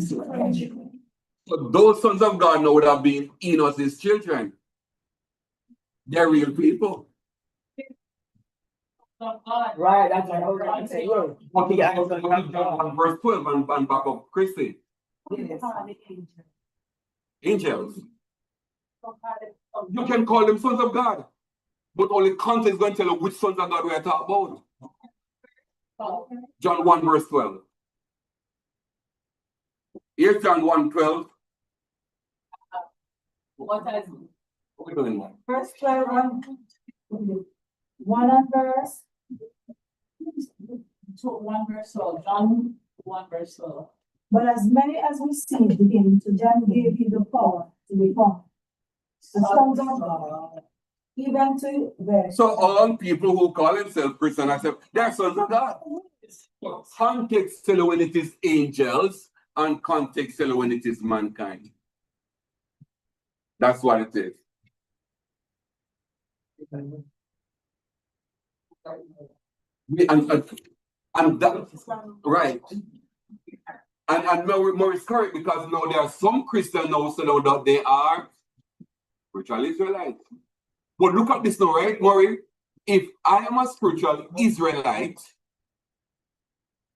God called Israel dead. Romans 11 tell you that. So if you're an Israelite, you're dead. And secondly, God also calls them harlots in Revelation 12. So if you want to choose to become an Israelite, you're dead. So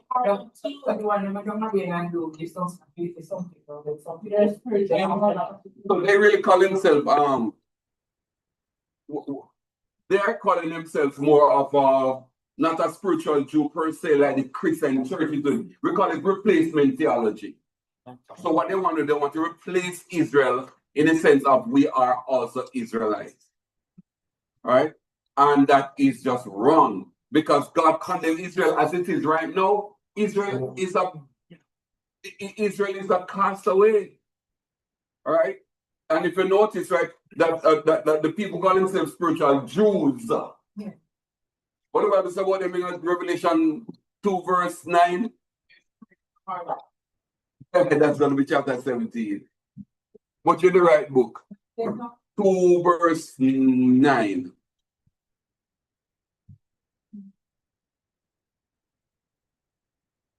Verse 9, then I know thy works, and tribulation, but thou art rich. And I know the blasphemy of them which say they are Jews, and are not, but are of the synagogue. Call yourself say about your Jew now. Lord say yourself, come on, I say your synagogue of Satan.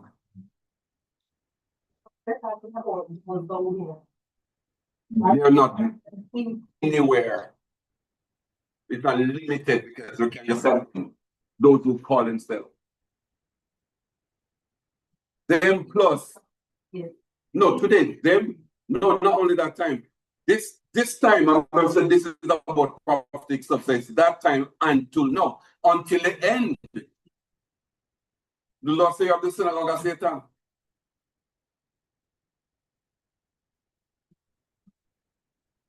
All right. So we understand here, sons of God. We understand the issue of loyalty. All right. It's not about no the devil look permission. I don't nobody tell that foolishness. All right. All right. Let's go to we have another question, right? But before you go, sir, sorry.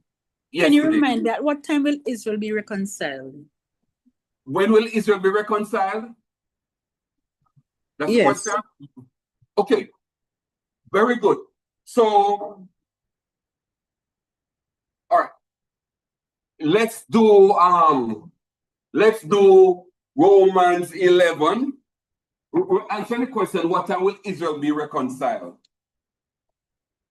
Romans 11. I'm coming up. When you miss this, try sing it out. Try. What are we looking for? We're looking for the word at 10. Yes.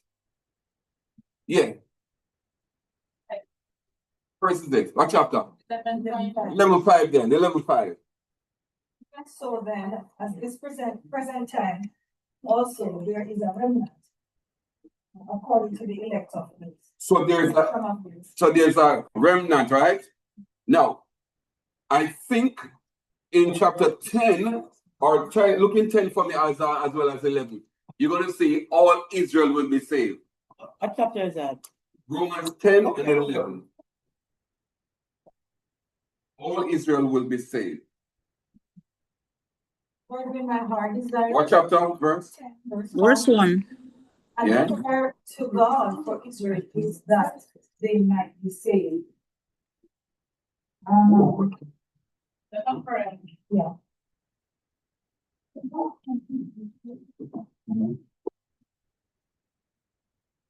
So we know that when back to what all Israel will be. Verse 9. Yeah. If thou shalt confess with thy mouth. No. Oh my. I'm looking. Just Google this to me. It's in Romans. Just look up the word. Somebody just Google it for me. Sion. Bible verse.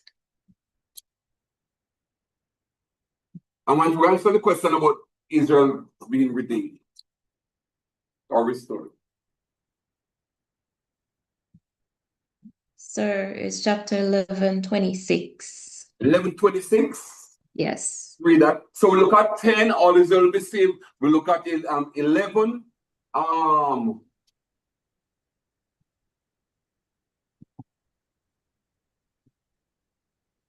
We see the remnant and what now? Verse what?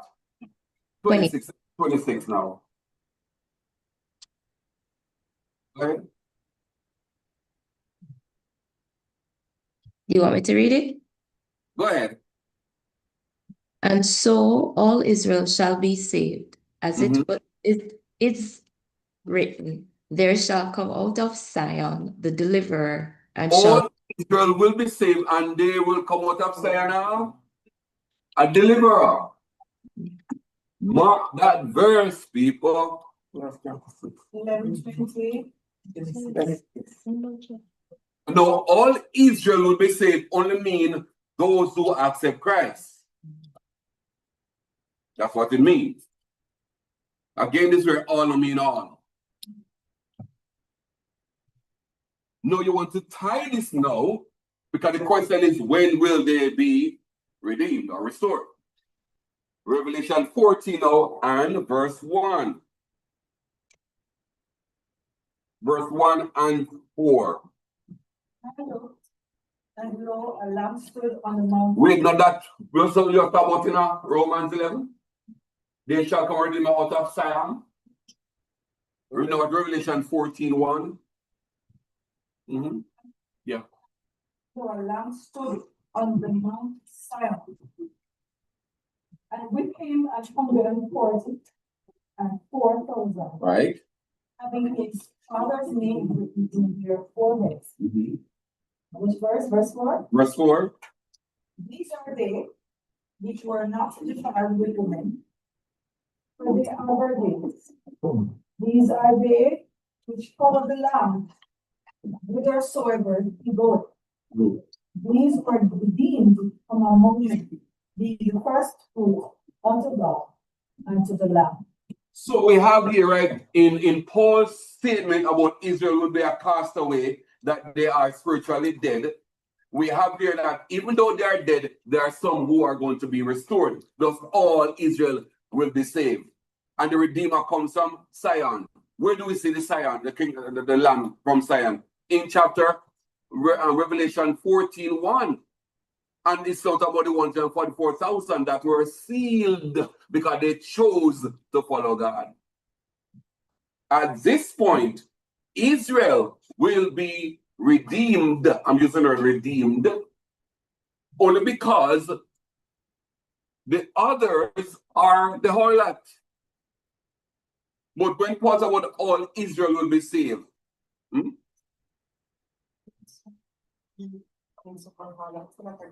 so all Israel will be saved, right? That's what we have in chapter 11 of Romans. Israel is called spiritually dead. Romans tell us that. But Paul's argument is that all Israel will be saved. All here don't mean all. But then he talk about who is going to redeem them, the Lamb who's going to be on Mount Zion, which is really Zion. All right, Mount Zion.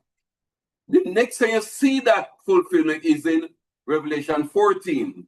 I see the Lamb on Mount Zion. And with him, 104,000 because they are now sealed. Why were they sealed? Because they chose to follow the Lamb.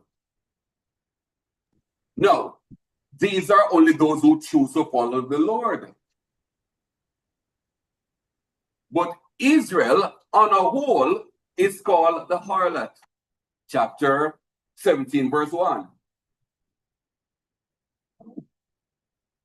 So what makes you righteous is not because you're a Jew or an Israelite or you come from Abraham. It's when you choose Jesus. There came one of the 7 angels which had 7 vials, and talked with me, saying unto me, Yeah. I will show unto you the judgment of the great God that sitteth upon.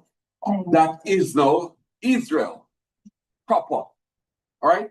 And those who choose to follow the devil. But all Israel will be saved is the remnant that is spoken of in Revelation, in Romans. So the remnant is those who choose not to follow the Antichrist, but those who choose to follow. So they're called remnant because of the left back or left over. That's just how people talk at the time. And because some people understand that all things they figure that Israel is. So that's why they say Israel is it because it isn't all right.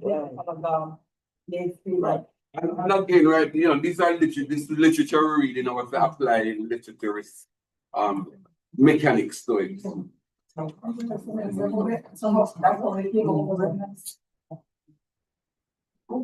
I'm not certain if I understand the concept. What's the redundancy that they speak about? I don't know.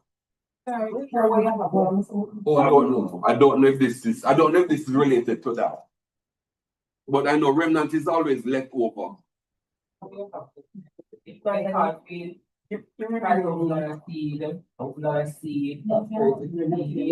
And then I told them, say, whatever you have left back. That's what Maureen's asking. But I would not associate it with this because I don't know how they come up with it, by the way. Remnant seed or remnant offering, I don't know. All I can say is that whenever I talk about this, right, in relationship to Karen's question, the redemption of Israel. Because we're not talking about the restoration, because Israel will never be restored. Yeah. Right, we talk about the redeemed. Remember now, 144,000 out of Israel and the rest better work harder. Yeah.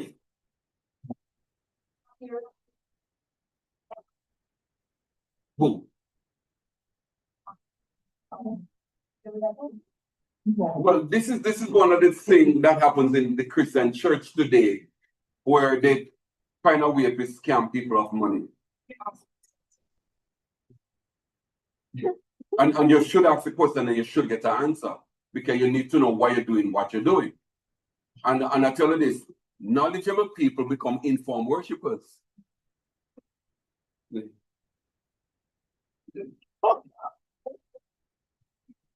And then you're going to come into only the rich will be in that class. That's the answer. Yeah.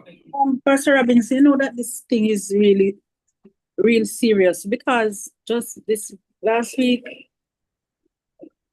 I heard a pastor saying that after the rapture, that was when the Israelites, they were the one who would be going through the tribulation. And it's at that time that they would believe in Jesus. Oh, Lord. No, me understand why you say serious, Karen. It's not after the rapture. The rapture is the last thing. Because these, Karen, the 144,000, they are going to go through the tribulation. They're going to go through, if they all live, or some live, through the millennium. Remember now that chapter 7, right, is a draw forward, right? Because it should supposed to be in chapter 21 and 22. You know what we said that, right? What we said that? 28. You know why we say that chapter 7 of Revelation is supposed to be chapter 21 and 22? It's the same thing. God shall wipe away all tears from their eyes. So we do know that the question was asked, who will be able to stand the wrath? And John just said, let me tell you who, because he said everything. So he said, these are they. Plus the great multitude. You understand me? So now for anybody to say no, it's after the rapture now, Israel going to be coming back now to reign it. Understand? All right? We're coming to this one, Uncle Floyd. Remnant. Seed. when they call for the remnant, after they collect all of the offering and the planting of the seed, right? So the word remnant comes with an idea of what is left now. What is left now? So they have borrowed that concept and use it in a context that would Suit their their this is someone soul. from spiritual. Yes, so no. Remnant in its true context is speaking of people. But this in their context, they use it. And sometimes people who are not really studying don't have any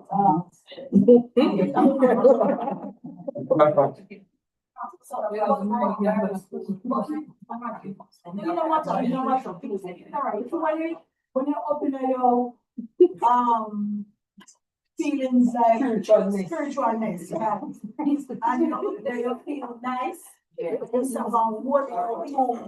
things like the stupid thing about it is that people sit in their congregation and then you have spiritualness, and you start one church somewhere, you take that Right. rubbish that And build upon that. here and you start remnanting over here. And you call it remnant church? They work and then 6 churches. Me come by your church, come to them. Hear the remnants. So good. Because people are hungry for signs and wonders. People are hungry for it. So when you talk like that and talk about remnant and seed and plant, and people begin to testify of them doing it and people see the result, you believe that that's the context, and you begin to use the same and something. So when you have somebody educated like our Christmas coming out from she becomes a rebellious person. Right, first. Like what it says, Murray now saying, I don't know if we ask the question. It's disrespectful. Right. Because servant. God give me the word to say. Yeah. God teach me a little. You know what it? What one?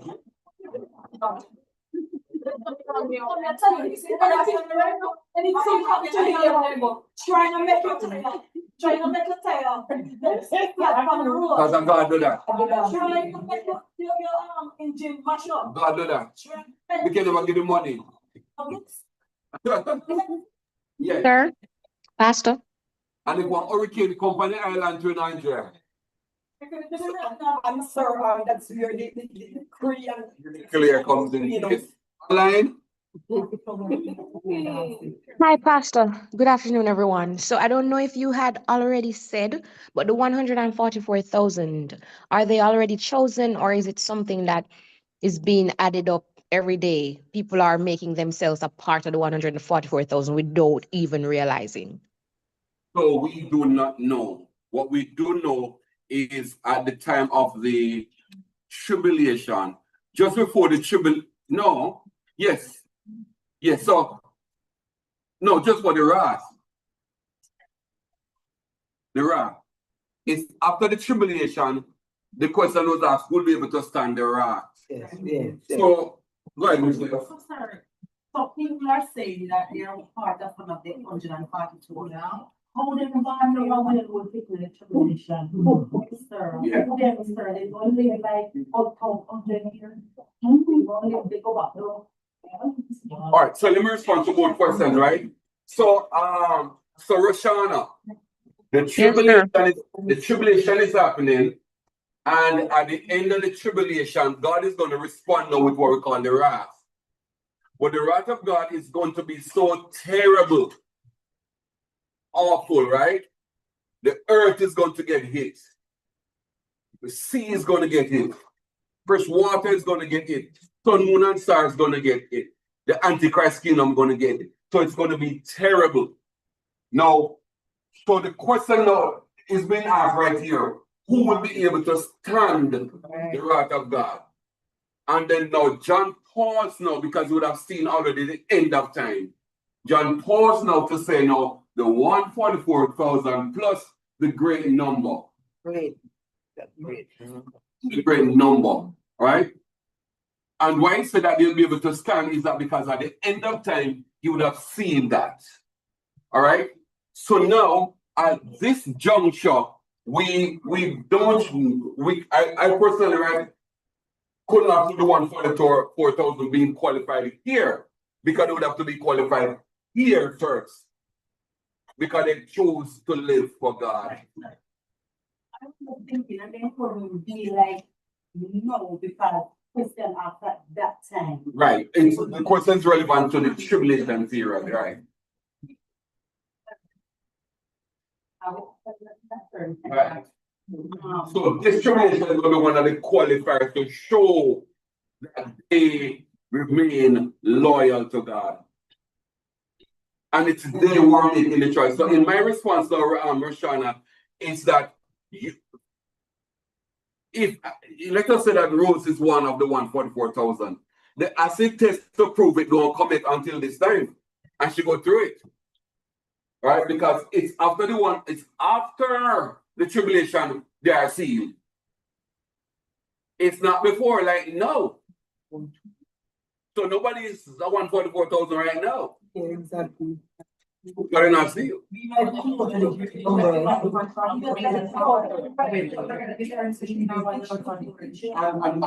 for a man to say that they are part of the 144 now, you're saying that you have already passed this part of prophecy. Exactly. I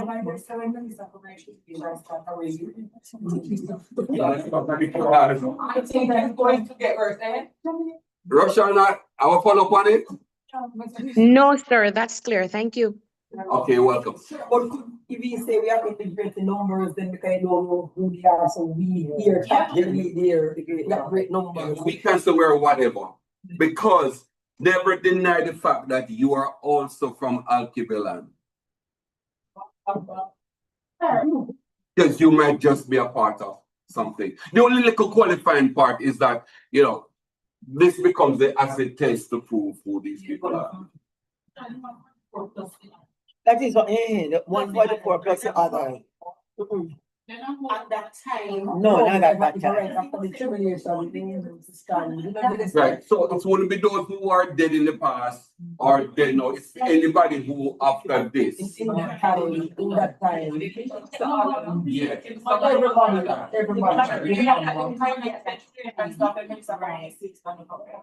That's what they say. So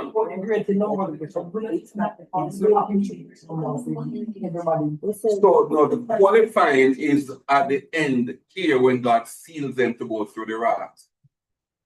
But others will also serve God.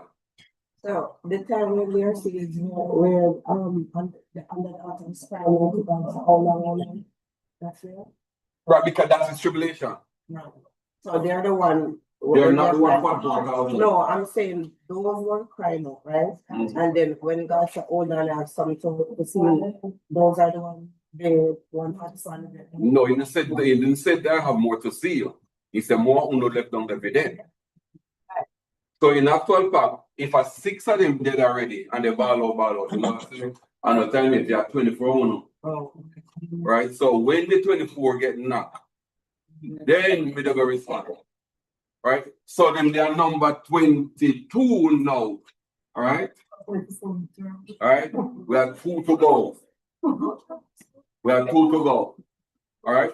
Because the Lord is saying, only when I have that quota, because this 24 is necessary to now run the millennium kingdom. They are God's government. even though you said 22, me no say no. But you give that figure there, you give that figure, sir, 22. So I would say the 2 that going to be left would be the 2. The John plus the other person. Yes, To make up 24. to make up 24. Okay. Pastor, Yes. 144 are of the tribe of Israel, right? Yeah. Right, the 144. But this other great number, Yeah. they would be like Gentiles. Everywhere. Plus out of Israel too. Plus out of Israel too. Remember now that the 144,000, right? There is a particular thing that they did. So other Israelites will be saved, but they not necessarily do this to be a 144, being a 144. Kevin, notice the Bible tells us clearly why the 144 were chosen. Of the tribe. They were virgins, they were of no guile, whatever else. So that is the reason why. So we can say only them out of Israel. In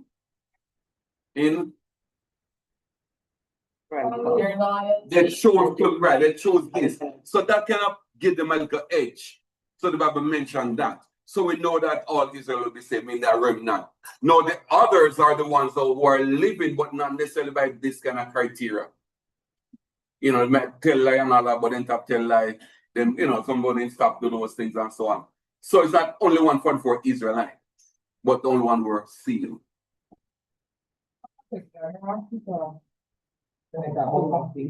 Enoch will be a part of that?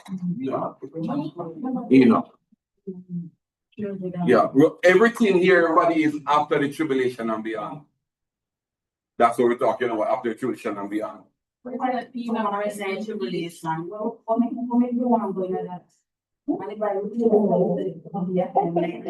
Before. Yeah, but look on where they're going to reach you sooner or later, a foreign policy will reach me. Let's get to this question here, right? To be like God, right? So the conversation is that the devil said he wants to be like God. All right. Let's look on the context of why it was said. Right. The first passage we're going to use is Daniel chapter 4.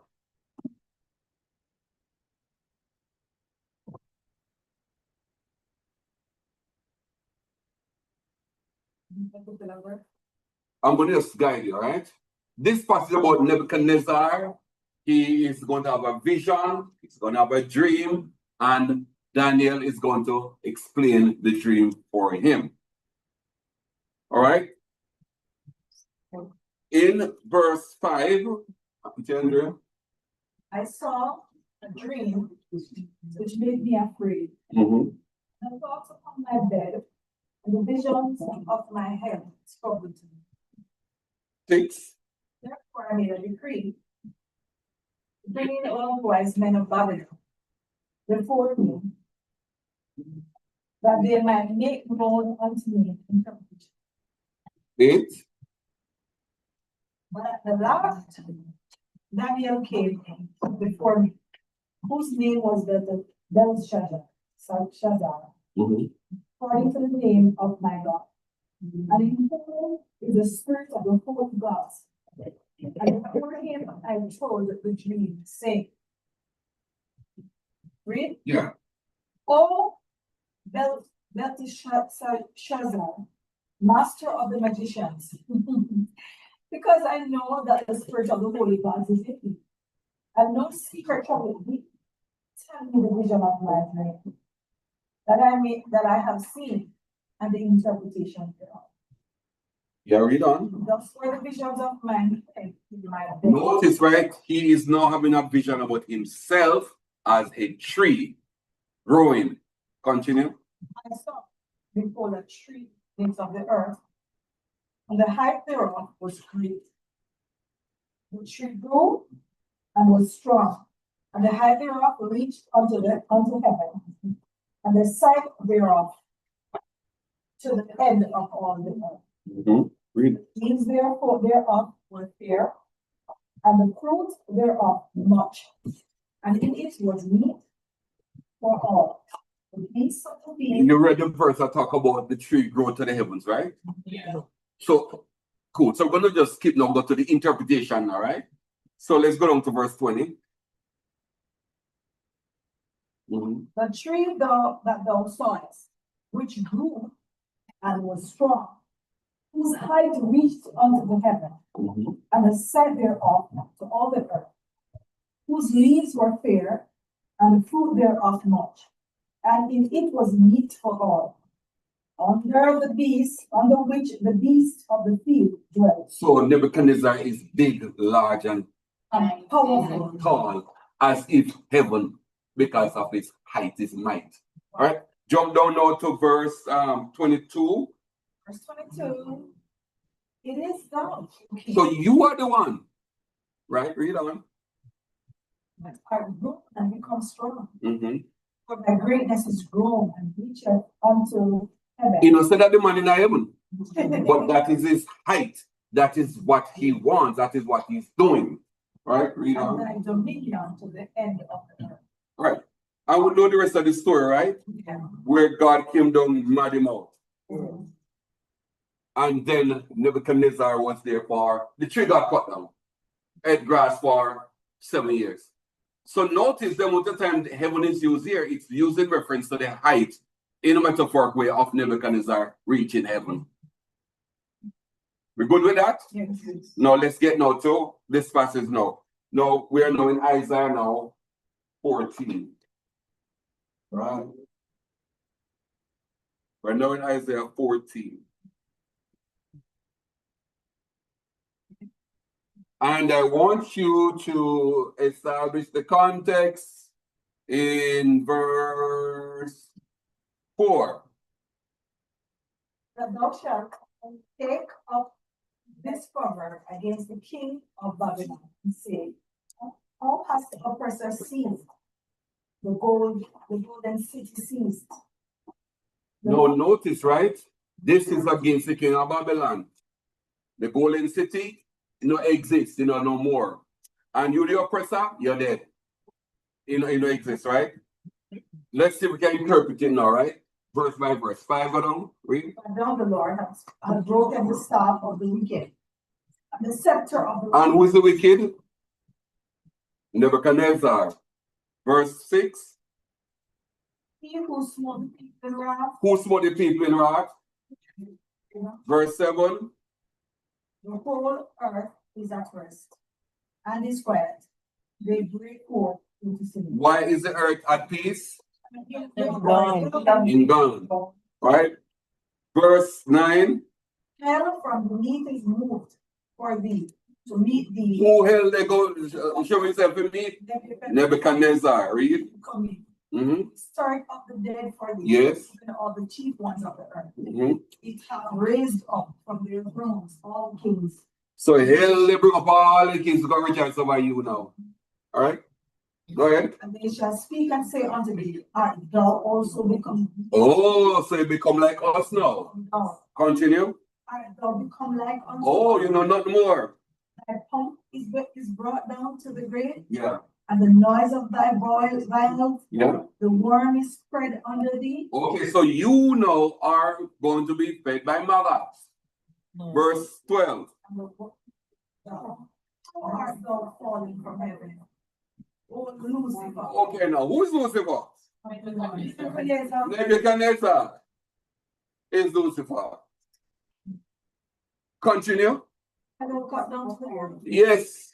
Remember the tree? Which did That's what I said. nation? Yes. For thou hast given thine heart Yes. into heaven. Okay. Will exalt Okay. thy throne. I will. Who's the one saying I will go to heaven? Nebuchadnezzar. Nebuchadnezzar. Nebuchadnezzar. I will sit also upon the People, mount of please. the congregation. If the devil is in heaven, why would he say that he want to reach up to heaven? No, Pastor, if we don't know, like how we don't know, it says Lucifer came down from heaven, right? You know, say came down. What is it? Oh, art thou fallen Fallen. from heaven. Yes. Lucifer.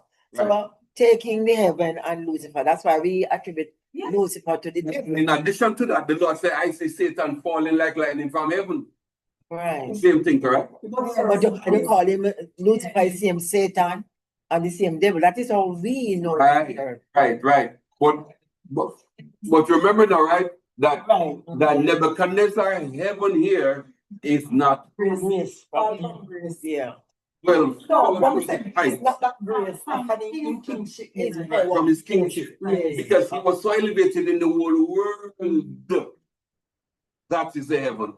And he says that I will ascend to the heaven. Mean that I will be the best of the best. So that's where then he mix up everything and what we find. So the Lucifer is not Satan, the devil, or the serpent, or the dragon.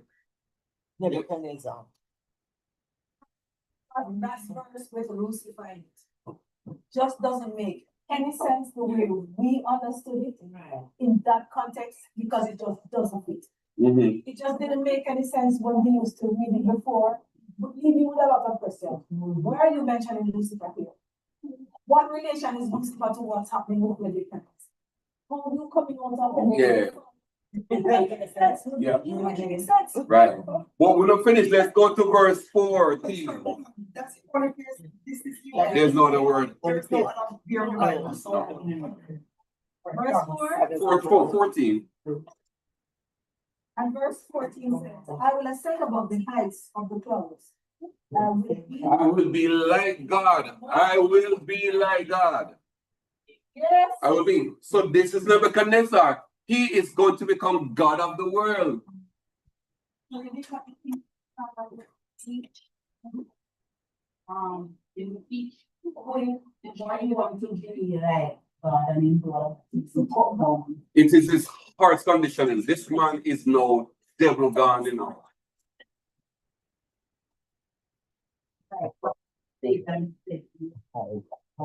So the culmination now, right, of it now is when you look get up on the palace and you look over and say, look at great Babylon. That speech that I have built, that I last reading you. Lord, stop him. Because the Lord said, me raise up king when more raise up.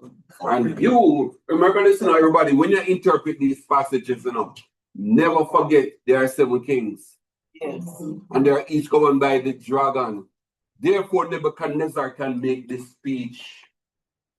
If you understand what I mean here, it's like you want to become the Antichrist for the Antichrist.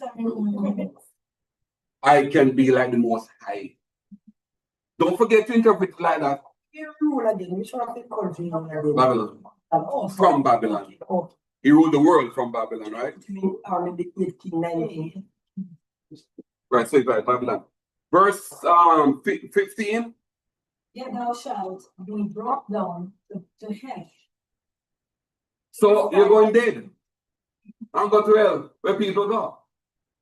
Not Satan. Metaphor, because because all right, how do you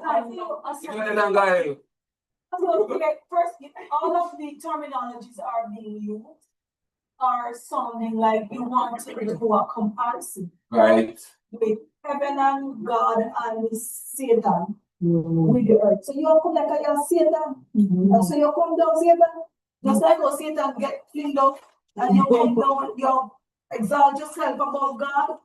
You're going to go down to hell. But remember enough. Hell.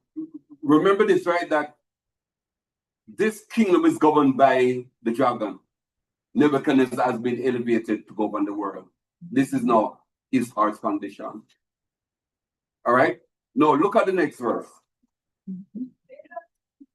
No people oversee, people not going to see Satan. These are physical people looking at physical. Right? Read on. Shall narrowly look upon thee and consider thee safe. Is this the who? That made So Lucifer is not the man.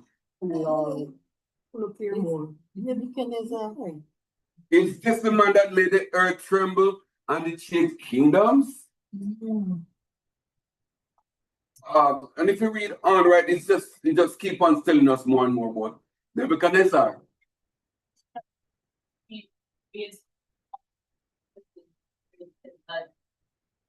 Look at them rise up. Yeah.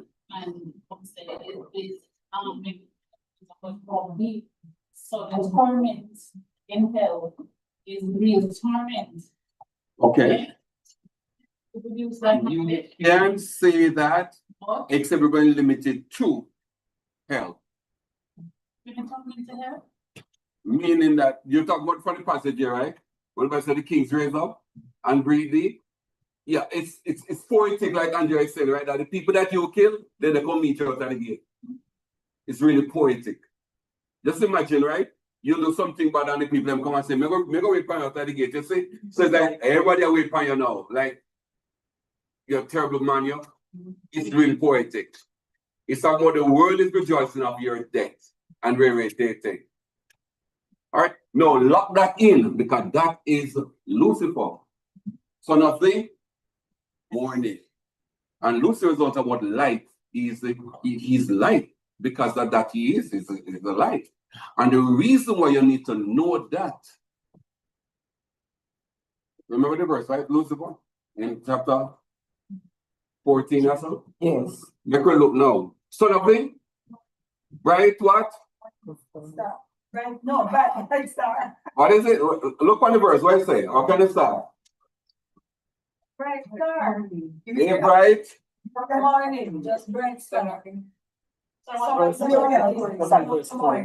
of the morning. All right, let's go over now. We're going over to Revelation. Huh? I'm trying I'm trying to draw you out. All right, we're going over Revelation.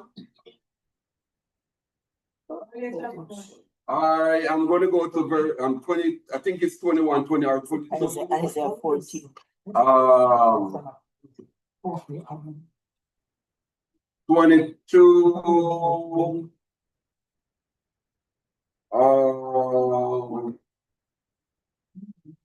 Verse 16. If you use Lucifer down there to be the devil, why would it be a problem? Because of verse 16. Revelation 22, 16. 22, 16.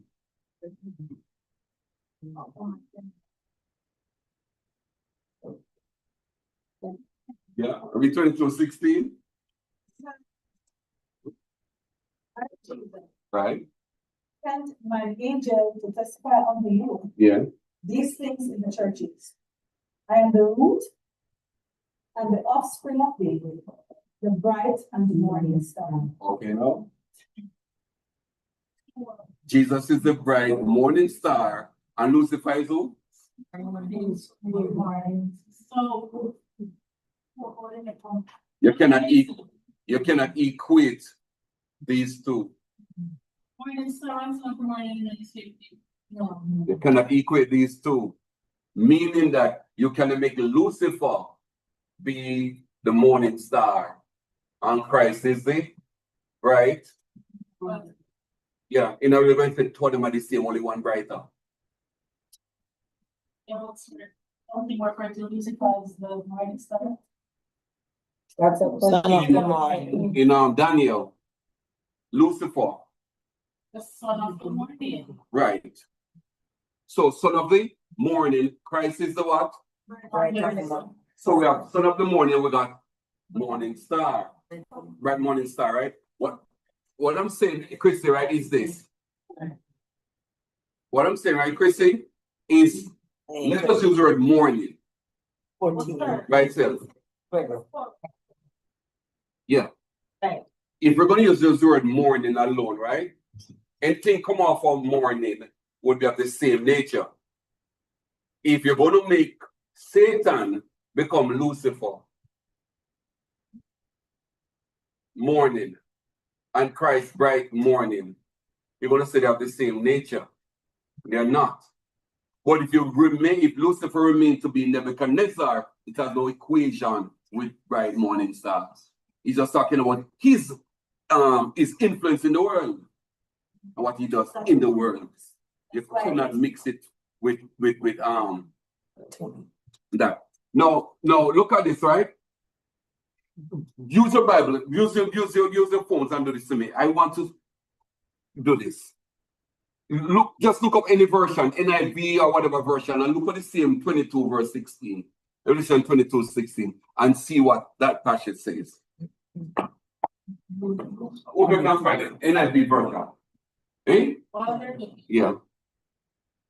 Is there a scripture that refers to the devil coming to you like an angel of light, where it's easier to deceive him?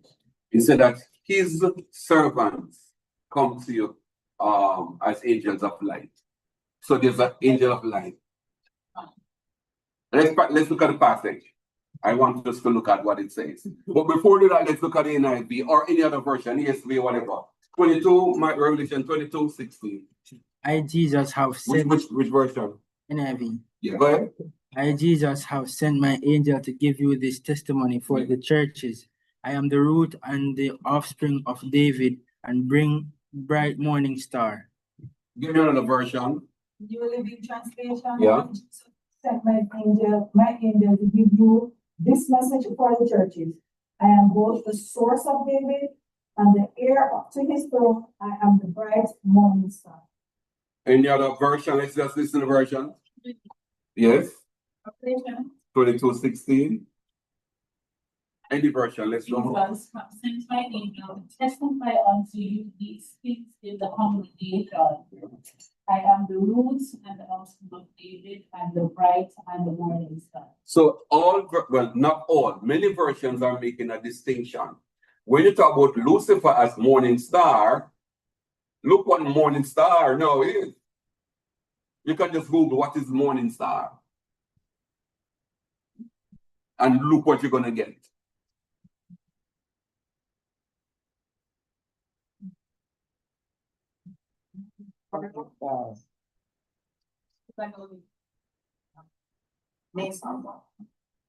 That's the symbol.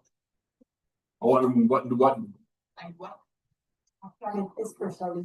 A planet, Venus. Planet Venus, morning star. Yes, Michelle? So, because of the brightness of Venus, you know what lucent means, right? Lucent, light. So anything that is lucent, so when you're buying like projector, look for the luminous, how bright the thing is. So not everywhere you're going to see the word light means the devil. So I said the devil as lightning falling, don't mean say I'm a light. Speed. You understand me? So we cannot now say Lucifer is the morning star, therefore he is Satan. Satan is not the morning star. The very dictionary call it a planet. And again, so it was Satan it was talking about. It wasn't Satan it was talking about, but just the meaning of the word lucent and morning star. I like it. I understand, but they're not going to do it because Michelle, it will not sell. It won't sell because you need to maintain that character of the devil called Lucifer. And remember, the devil does use these things to deceive the world. Yeah, everybody, just so you understand the comparison I'm making here. Yes. What a question. Oh, sorry. So that is the whole matter of like the Most High God. So Lucifer cannot be in heaven and say that he wants to go up to the heavens to be like the Most High God. It is the man when the people say, is this the man? No, the people that him killed poetically, the Bible said that they're going to wait for you at the gate. That's not the dragon. That's a man. So Lucifer is not the devil who said, I want to be like the Most High God. So Satan never says so. Lucifer says so. When the passage speaks about Lucifer there, is it the first what in what And only. where is it coming from? It's coming from who Nebuchadnezzar was. Remember I talk about that everything, this is the idea of the tree, right? He produced fruits, he produced shade, everything looked to him, everything. And him are the beacon of the world. He's the light. He is the morning star, the world. The morning star is the brightest star, right? He is that star. He is that person.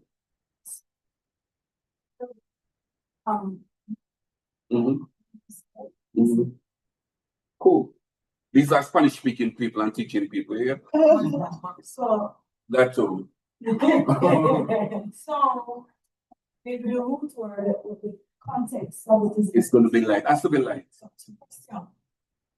Why would Lucifer then be used in this context?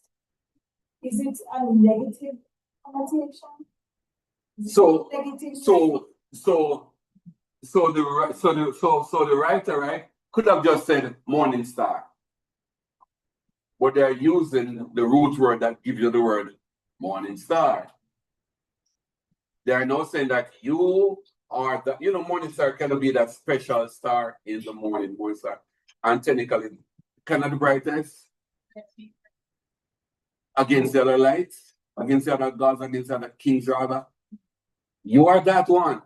So you're going to put the guy in our elevated position as a beacon amongst others. And with the other lights, he's the one that stands out. But you have many Lucifers around now still. We could not say that. Yeah. Yes. Everybody is here have difficult time. My thing is, it's very difficult for me to conceptualize Lucifer in a context of light because of how we were taught. How we were taught. Lucifer. Yes. Yeah. So right now, time you say Lucifer, I have to bring my brain around. Right.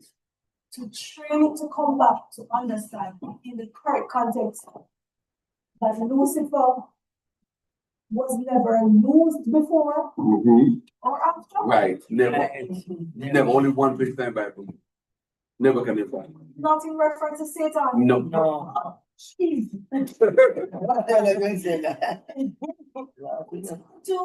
That's hard to sit. That's why I say face. You look at somebody and say, yeah, Lucifer. Yeah. You're wrong. Yeah, tell you guys, my name is Nebuchadnezzar, and the man will tell you, say, we never rule Babylon. Yeah. That was going to say a question I'm going to ask already. Go ahead. So why use the word Lucifer? But you just tell me because it refers to light, brightness.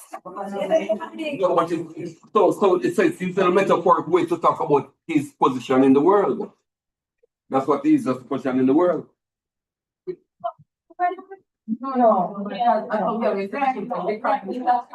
Yeah. It's about the devil, how we were taught he is the devil. Yeah. So even when if I'm going to preach this passage and I reach the part of Lucifer here, I never go pick out.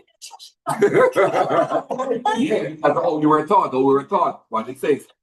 Yeah. Yeah. not the wrong context here. Are you ready? Yeah. Who is he talking about? Don't pay because you think it's a listening. So people, I'm telling you this, the world today, including Christian ministers, keep using Lucifer to represent the devil, and he was not. How it was taught, and then when it comes and you're telling you, if they're going to do a passage or a teaching, or whatever they preach, then those the all Lucifer's falling from heaven, and that they're not talking about you and look at who you're falling. I'm sorry, about 2 years ago, or about your other man, just like yes, man. so just show your, you know, man, he tell me already. So that's like how it is, and that's I remember saying you don't only in one part of the Bible. Then before that, when they look for the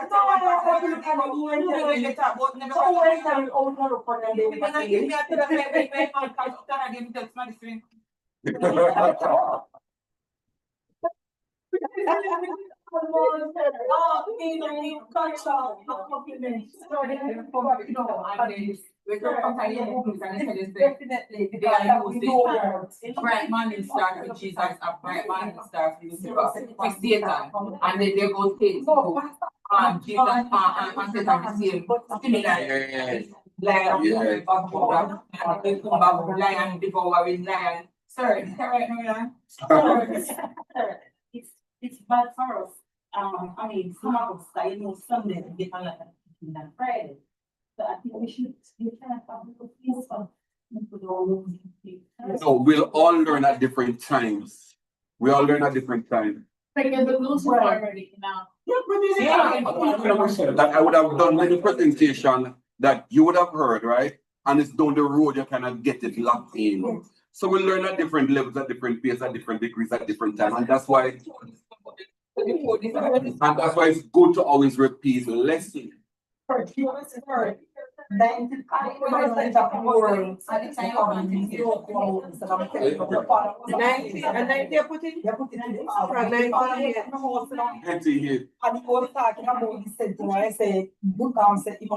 Satan, and he said, you call a name there, you say Lucifer, I'm saying that's it because I'm telling the right thing, and he said, No, listen, right? So Isaiah was writing about the king of Babylon. Earlier on, the king of Babylon was shown a tree that reached heaven. Pastor, the bottom line is just pride. Pride. But this is now the devil putting that in him. Yes. Because that is the kingdom of the devil, Babylon, one of the seven. Don't forget to interpret it with that. Sir, It's too much, yeah. Let's say Melissa, we're going to go to when. So we talk about when is the devil spoken of, right? And a description. Let's go 1 Kings 22. For Zedekiah. 22, 1 Kings. Online. sir. Yeah. I just did a search for the word Lucifer. Yes. And of course, this is what the great AI has to say. Yeah. Lucifer, it appears in Isaiah 14:12, translating the Hebrew Hillel, shining one or morning star, which referring to a fallen Babylonian king. While, wait, sir, while historically describing a human ruler, theologians traditionally apply this text to symbolize Satan's prideful fall from heaven. They say the theologians do it. Yeah, but it's not putting all of that together. So they're not telling AI what we say now. The data exists, the AI scan it and put it together. Yes, sir. Continue, Melissa. And then it gives like the key aspects. It says key aspects of Lucifer in the Bible. It tells you where the origin comes from, Right. Lucifer. That's okay. And then the context, it tell you about Isaiah 14 again, the passages of prophecy or taunt against the king of Babylon, detailing his rise to power. Yeah.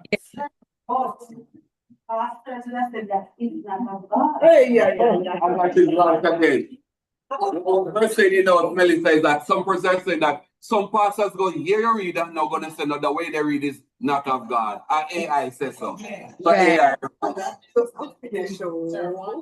But you get the point, everybody, right? We can't deny it. So limit Lucifer to Nebuchadnezzar, the argument. Let us say that you want to talk about a passage now that describes Satan. We don't need to go to look at this. No. So we talk about Isaiah what? Isaiah what?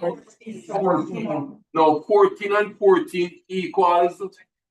No, it is equal. It's equal Ezekiel. Ezekiel what? 28. I'm not sure if you remember the book of devil. So 14 and 14, 28. So Isaiah 14, you don't need to go to Ezekiel 28. All right. Sir. Yeah, I'm just trying to remember the passages. Hold the line there, Johnny, go ahead. Okay, Romeo. When a person says Lucifer, right, they're gonna say it's the devil. But it's not so. Right? There's a guy in the Bible who named Nebuchadnezzar and they nickname him and call him Lucifer. So my nickname. Right? So whenever you go anywhere and they say Lucifer, it's the devil. So they say, when you want church, say church. In a mobile and they say Lucifer is not the devil. All right? And then Johnny will tell you the rest. All right? Ezekiel 28. Let's look at verse 12.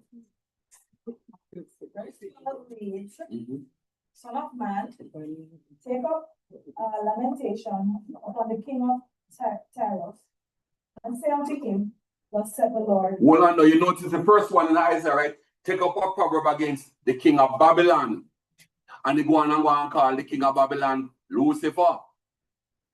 No, take up a proverb or decree against the king of lamentation against the king of Tyrus. No, don't describe no where they go on. And this no is the parallelism. What did I miss? Ezekiel 28 and so we are. 28 from verse 12. Right? 13 now? No. Hold on now. Was that the king of Tyre in Eden? No. So now we are identifying who we're talking about. You were in Eden. Read on. The garden, in Eden, the garden of God. Yeah. Every precious stone was thy covered. Now we know what they're talking about. Yeah. Read. Sardius, topaz, and the diamond, and the beryl, the onyx, and the jasper, and the sapphire, and the emerald, and the carbuncle, and gold, and workmanship of thy tabrets, and of thy pipes, was prepared in the day. So now notice, it's telling you clearly what they talk about. You went down there in the garden of Eden. King of Tyre never did that, nor Nebuchadnezzar. No more, you know, it's the part about tabret. It's translated tambourine. And pipes, I then use them called pipe organ, so they make up today. So now they say now that Lucifer now was the worship leader. Yes, that's what I said. And that's where that come from. But before Lucifer is not in chapter 28. And the king of Tyre is not neither Babylon nor Eden.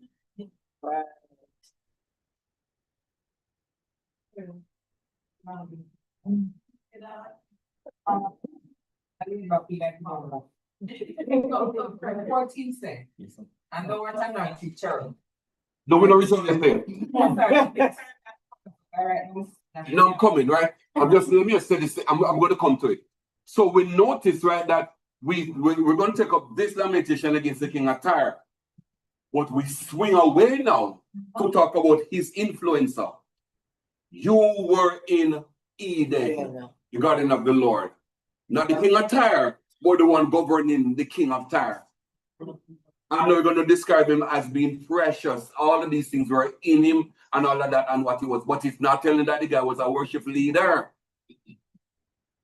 Because the Bible did not tell us that. Because the word pipe and the word tambourine no mean worship leader. Not that them say. They used to sing the choir and people like When they sing the choir. No, Right? You go to the next verse after this, right? This is the immediate verse. Go ahead now, Maurice. Or the anointed cherub. Right. That cover it. And I have said thee, so thou wast upon the holy mountain of God. Thou hast walked up and down in the midst of the stones of fire. All that means. All right. So all of that is telling you first of all, he's an anointed cherub. So before he became the dragon, he was the anointed cherub. So was that always a dragon? No. He was anointed cherub. He became the dragon.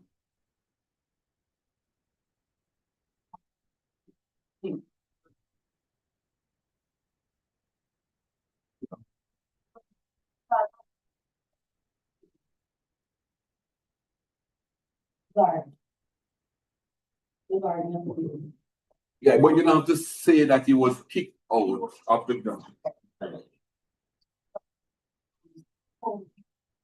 Right, so that's a given. We call it a given.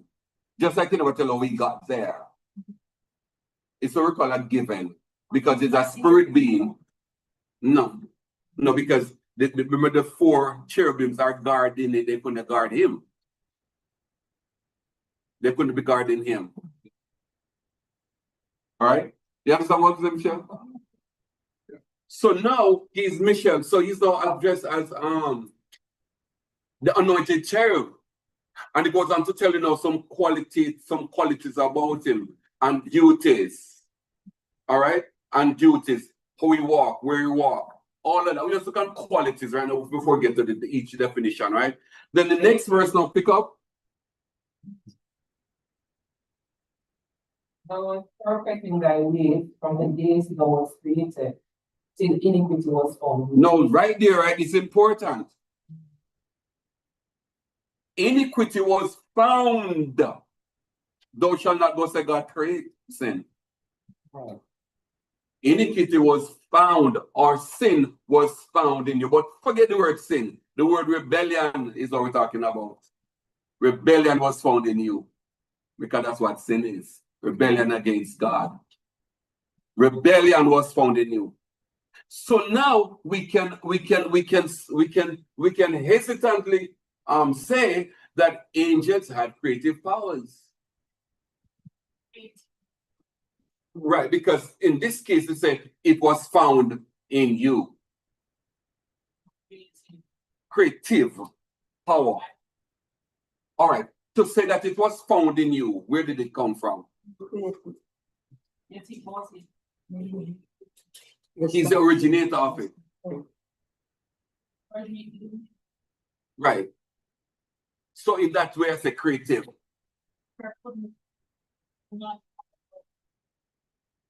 Being in another angel. Exactly.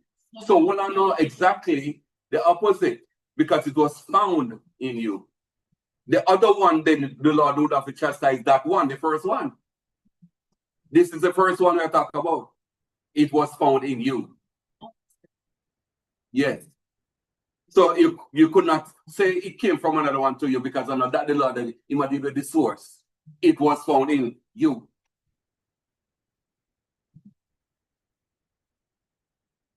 Exactly. Exactly. So God created him, and this is where our minds are going to now be going wide and wild. But I'm going to tell you this, and I'm going to apologize about this. All right? I'm going to take this off the board first. So this one would be Satan, Pastor. They're themselves in real colors. Before anybody asks, hold it, eh? Don't forget this point. So now, this is what I'm apologizing about, but not making an excuse for. It was found in you. Let's go to Revelation chapter 12, verse 9.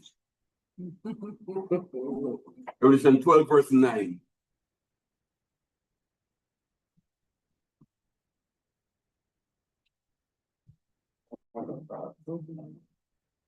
Verse 9. Yes.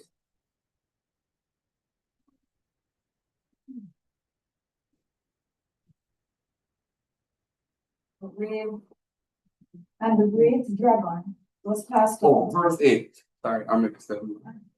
Oh, 7 then. I keep mixing this verse. And there was war in heaven. And there was war in heaven. Michael and his angels fought, right? So Michael and his angels are fighting against the dragon and his angels. There's a war in heaven, right? So we got Michael and we got the dragon. All right? And there's a war. The reason I'm talking about hesitantly apologizing but not making an excuse, but qualifying this. One, may I ask you, what was the war about? I don't know. Exact point. The Bible is not going to tell us these things. So there's something I'm going to know. But the Bible is not about that. But our curious mind wants to know this. And then now we want to find out now, if God created him, how come sin was found in him? We don't know. What I think my mind was leading towards is that angels then sort of kind of also have free will. And I have no problem with that. Right, because they have to choose to be with the dragon. And the Bible said that he led off 1/3 of them out of heaven. But wasn't it because of power you wanted then? It wasn't No, a power. never tell us the what. Yeah. because it was found in It was pride. Right. Exactly. And that's what I'm saying, Chrissy. If you're not ready to go down the road, we have to admit that that's the truth. But we say the fact. The fact is that they chose. So that's a fact. They did choose. So that must be a truth. 1/3 chose to be. And so they're at war. All right? No, hold on. Right. 1/3. All right. Now they are at war. The Bible is not going to go into know what is the war about. You're not going to say so. Even if you come to the Bible to ask a question, it becomes a stupid, redundant question because the Bible is going to say there's a war. Because the Bible is not about this war, and it's about how you got sin and how God plans to redeem you. It's not about this thing here. So even if you're going to know that the Bible is high truth from you, what does this truth have to do with your redemption? If you get to know this, you're going to serve God. I'm coming, right? I don't want just keep it one, don't forget, right? No, here it is, right? There was war. But Chrissy, we can also look at another fact, which brings us to some truth. Now, Jude verse 6. Right? Jude verse 6. Just try ask the question then. Is it that the paragraph of sin that they have choice that time? The angel. Yeah. Right? Because of sin, they have choice there. Satan, sin just means rebellion, right? So Satan is the one who conjured that up. Then he passed it over to them. So before that, they didn't have any choice. They would have to have a choice before that to be able to make the choice. That's what Christy says. But no, they don't have any They choice. don't. Okay. And I'm about to say that. I want to make this right here, sorry, to say they do not. I'm going to show you what I'm talking about when I say they don't. Now look at verse 6, right?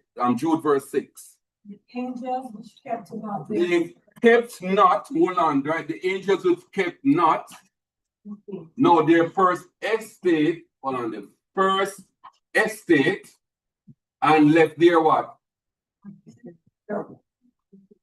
They left their habitation.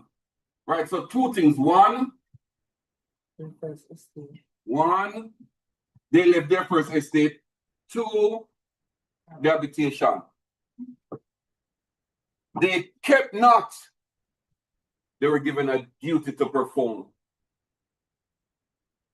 And they lost their habitation. Hold it. What did God tell Adam in the garden? About the garden?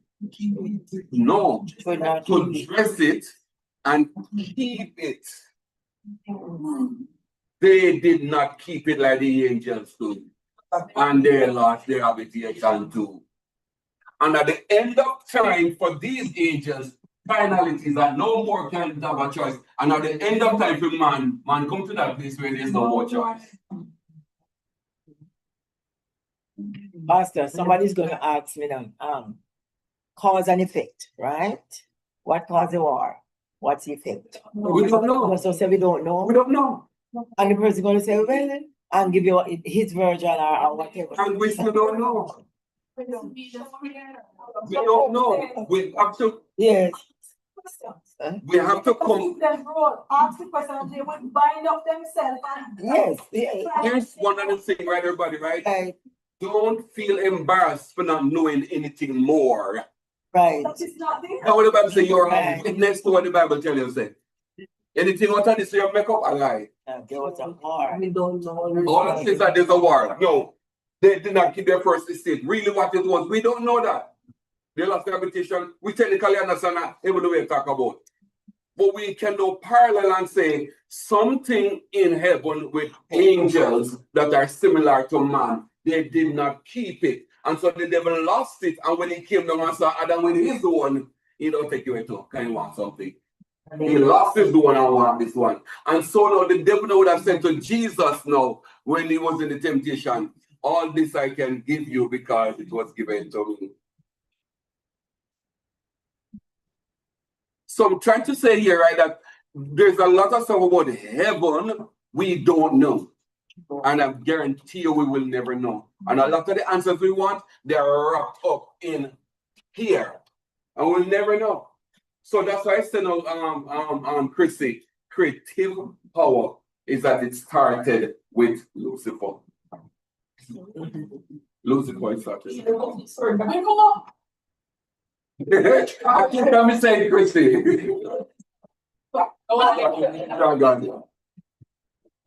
Saying that, Right. saying that last time Courtney was asking, say, who created Satan? And he was asking, Satan was created before Adam and Eve sinned. And he come back and talk about the same exact thing.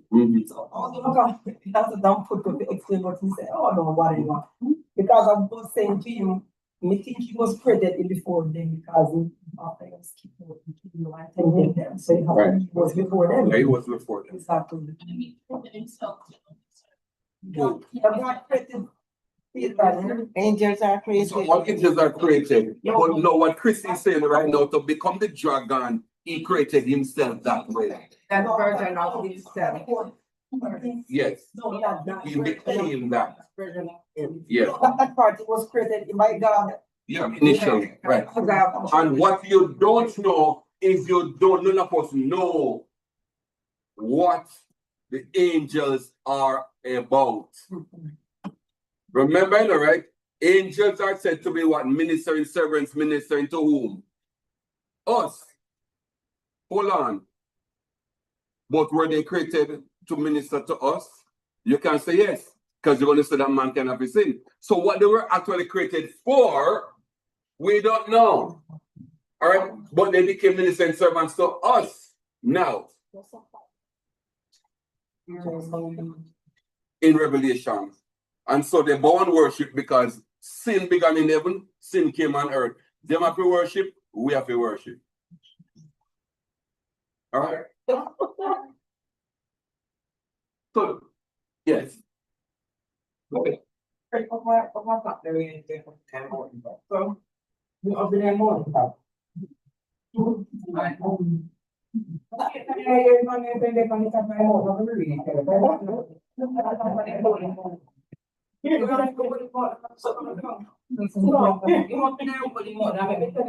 know about the wire. But after I speak about that wire already. Yeah.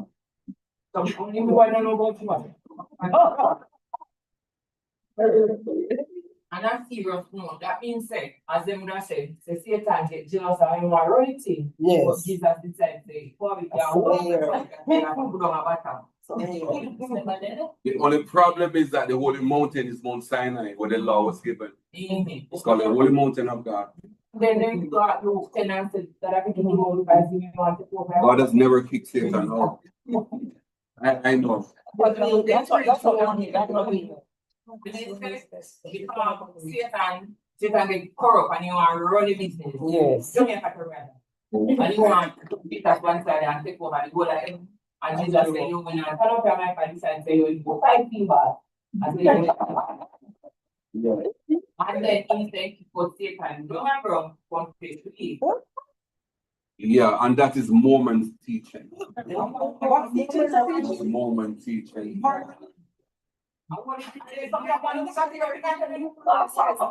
That's Mormon teaching. Because Mormon. That he was angry because of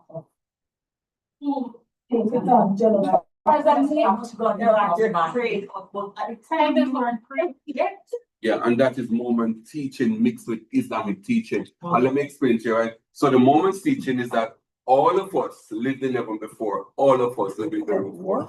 Every one of us, right? Because we're all sons of God, because we're all living up there, right? For you and I to become gods, we have to come to earth and be developed through all these tests and trials to go back now to be God. Now, that is coming from where the devil would have said in the beginning, you shall be like gods. So that is the moment teaching that the Bible did say you can be like God. So we're all in heaven and now we're being developed down here. So when you leave earth, you go to another one called the celestial and you move. So every time you die, you're not a Mormon. You go to like, say the celestial after that, right? Then you never become Mormon at that celestial. You go there, then you're going to go to another place called the celestial. Again, to become God, because we're all in training. Now, what they're further saying, right, is that now that God wanted to save mankind or provide a savior for mankind. And somehow Lucifer said he wanted to be the one to come to save mankind. And then Jesus was chosen. And because of that now, Satan became black. Right? Black as in Negroid. so it became black. And that's why Mormonism teaches that all black people are cursed, but they come from the devil. Might have been that too. And that's why now they say Ham was cursed and Ham was black. And I'm not asking them, I tell you this. No, we have not done the Mormonism. But I'm telling you, we should do that, right? But I'm just telling you, right? So now they're saying, right, that the angels in heaven, right, that sided with Jesus, they became white, Caucasian. Those who sided with Satan became black. All right? So look at the scale, right? Look at the scale. And I'm telling you this. So what you're talking about more, right? In some parts that they read too much book and then mix up all of them with the Bible too. All right? Huh? Yes. So now look at this, right? So this is where everybody, this is where everything happens, right? So this is the center point. All right. Jesus and few people over here, so. And the devil and few people over here. All right. Now remember that Jesus is now white. And the devil is now black. Along this scale, one over here, you are very, very White, you're close to Jesus. well, no, you are white. Very white is going to be over here. Very white is going to be over here. But you are white and you're getting white and whiter. Here, right here, right, you will have clear-skinned people who are near to Jesus, but they're on the devil's side. And this now becomes black.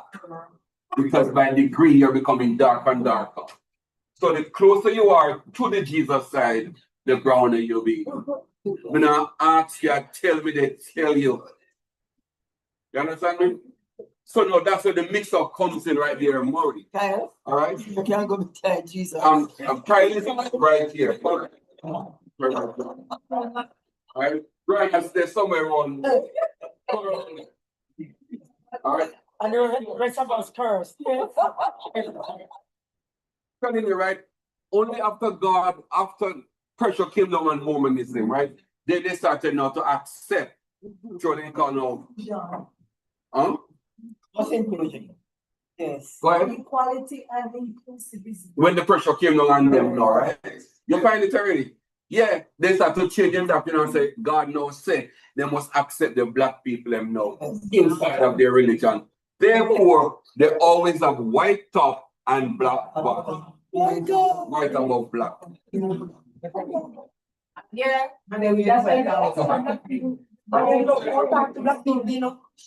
Let's listen this. This is recorded now, right? Go ahead, Andrea. So the official disavowal. Disavowal. The church officially disavowed theories that black skin is a sign of divine disfavor, a curse from Abraham, a reflection of unrighteousness, pre-mortal.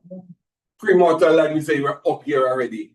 1978. That's when they changed their teaching. So when revelation come from God now. A policy change in 1978 allowed all word-paying members to hold the priesthood and all the members to participate in the temple ordinances regardless of race. So it was before. In 78, God now say, work with them too. And now, for the Islamic aspect of it now, right, Maury, is that Adam and Eve were in heaven. The tree of life was in heaven. God would have sent out some angels prior to that, sent out some angels to pick up dirt from around the world, carry go back up at heaven. And God was going to make Adam out of the multiple dust or species of different kind of earth, right? So, and man was made of everything. All different kind of earth and dirt on earth. The earth itself. So let me just remove this, right? So this is the moment aspect of it, right? I'm not gonna put in this aspect. Work with everybody, right? So God is, I said, God, angels, they get mud from different parts of the earth, and God now created a guy who's gonna call Adam, right? So Adam Brenner is lying down. Oh, she got friends. But we explained myself before we started trying. I know. So Adam is on the ground, which is just a corpse. No more rotting, which is a very good point you bring up. Because you need to know where them pastors to get them somewhere from. One out of Mormonism, and here's the other one now. God now says to all the angels, I am making a new creature. You all must bow down and bow to him. There's a guy by the name of Iblis, right? Now, Iblis lives down here upon earth. That's where Iblis lives. He's in heaven. So Iblis is on earth, all right? Now, Iblis is in charge of a few guys on here, and they're called the jinns.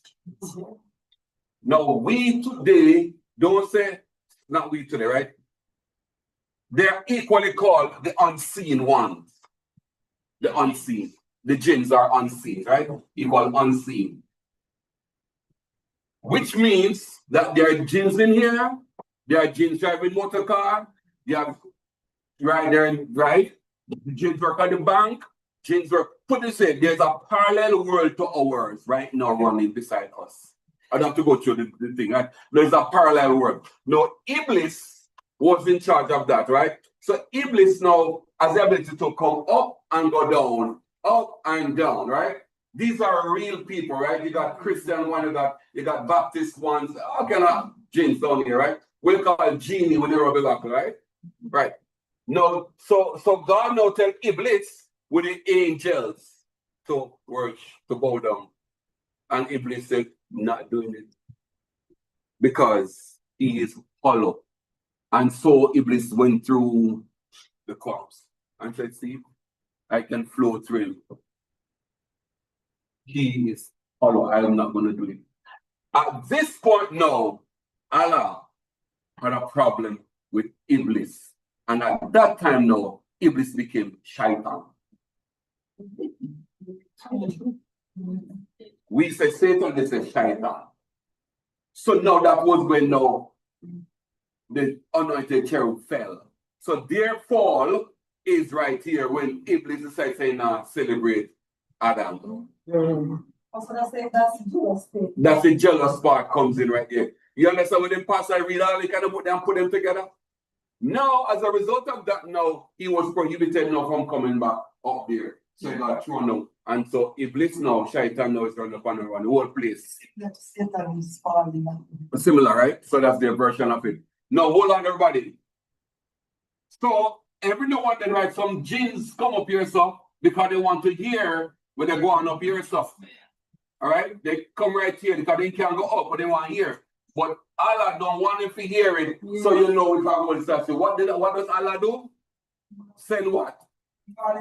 Shooting stars, missiles, and shoot them down. So every shooting star you see is Allah know they bomb them away from here, son, because He doesn't want them to hear what's going on up there. That's what. They can't see them. But they can't see them. You can see them. I can see them. Mr. Allah is. Oh, okay. Like that. So no, that's what shooting stars. You got some there, Angela? Let's go.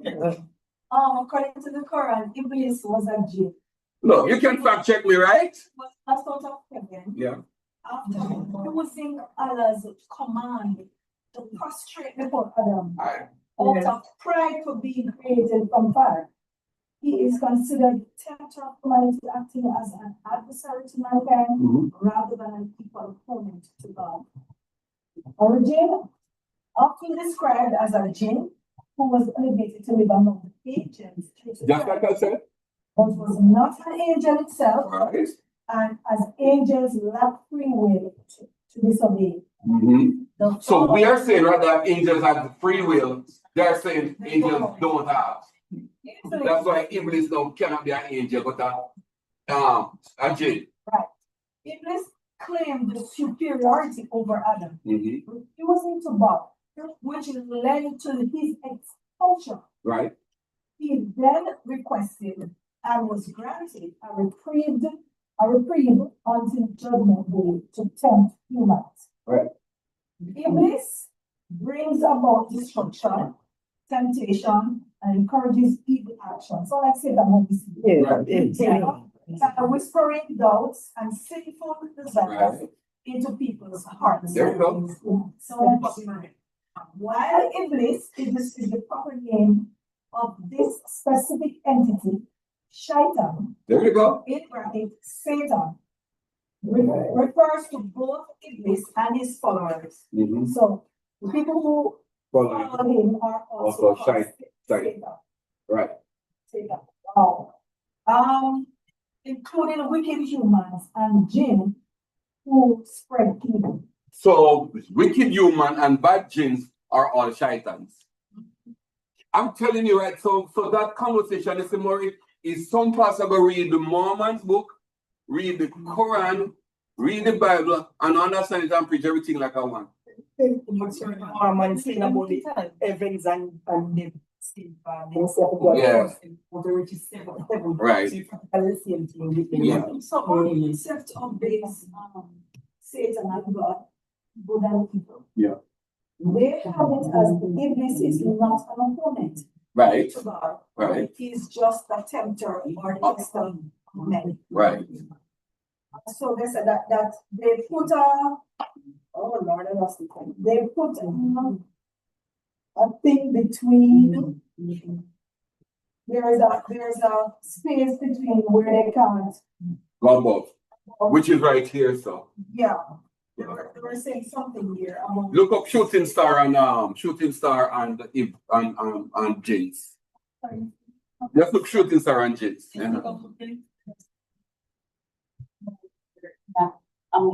Presence of God. Oh. Oh, right. They separate that. Yeah. And we are so wicked. We then almost make Satan become the opposite of God. Where got your shooting stars are described in the Quran as flaming projectiles. Missiles. Used by angels to drive away or destroy jinn. Specifically devils or shayateen. Attempt to eavesdrop. Right here, so you come and listen. Yeah.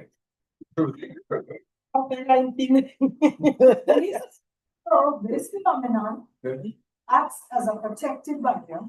This is your son, preventing the jinn from stealing divine secrets. From up here. And mixing them with light. There you go. We can rest it right there.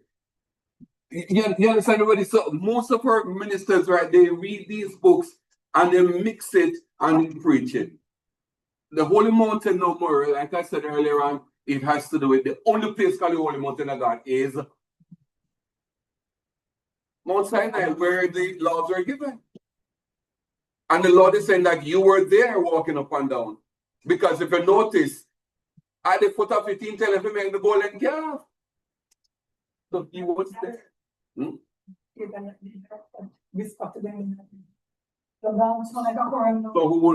who tempt them? Who tempt them to do that? Who tempt them Barbie to do that? Aaron on his own couldn't get up and make a golden calf and say worship this as your God. It must be the devil who says make the calf and worship as your God. So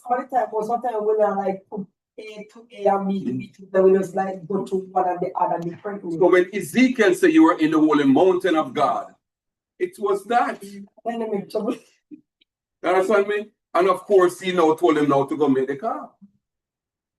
So when you look at there, brother, I'm just gonna just encapsulate everything from Zedekiah to Micaiah to all of this that's happening. Our church needs to get with the Bible program. There are too many misconceptions out there. They confuse Alright. What is happening now is knowledge is increasing. But when they use Knowledge is increasing and it's accessible. People are losing faith. I know several persons who have walked away from Christianity, saying that it's only a storybook now. They have become atheists because of what we teach them. Not Because we make any story. Right, sure. Because we teach them. You can't explain it. And Mark, you know, you cannot explain the wrong things. But you gotta explain now. Look at this. I'm going right back to this, everybody, right? So look at the more the Islamic people, right? They'll tell you now that the jinns are living down here, right? And the jinns are at war with each other to number 5. Where did they get this from? Our war in heaven. Yes. And they find a story in our makeup that makes it look more logical and reasonable and explainable than our war in the world we can't say nothing more about. So they now give no meaning and flesh and even now to that jinn and no Iblis come about of that.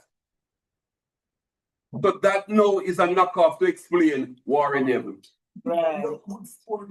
Exactly. And now you ask me, so here's a Muslim person beside me, right? And so I say, Pastor Robinson, explain the war in heaven. Right. I don't know. Okay, Mr. Islamic man, explain the war in heaven. Yes. No, he look like no. I would rather go with the guy who can tell me. Yes. But sir, in my right there wouldn't because it wasn't said in the Bible, so you're right. Yeah, but they're gonna say they get the revelation, and that's why Allah reveals to them what we not gonna know. You get me, everybody?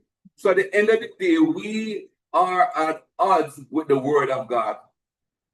And until we know the word of God and they present it, we're going to be left looking like fools. Because when you go talk about decree, and God chastised Eliphaz for it, and we're commanding people to do it. These things are decree. But even in sickness now, they decree and declare, so you're not gonna die, you're gonna live and declare the word of God. When God said, it's appointed unto us to die. So you see, the little conflict there. As well as the Bible says, precious in the sight of the Lord is the death of his faith. So now, when you know declare the man won't die, the Lord is saying, but it's a precious thing. So you know they hinder the Lord from being happy. I'm just using that. But true, sir, you really have to some wicked things before God, you know. I can tell you this, a knowledgeable Christian becomes an informed worshiper. If you know the word of God, then honestly worshiping becomes easier, less burdensome, and it's better. All right, as we wrap up, what do we walk away with today? Anybody want to say what you walk away with? I don't know. Johnny.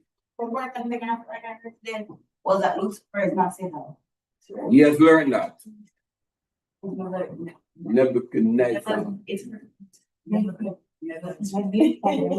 You can say this Karen Ajani.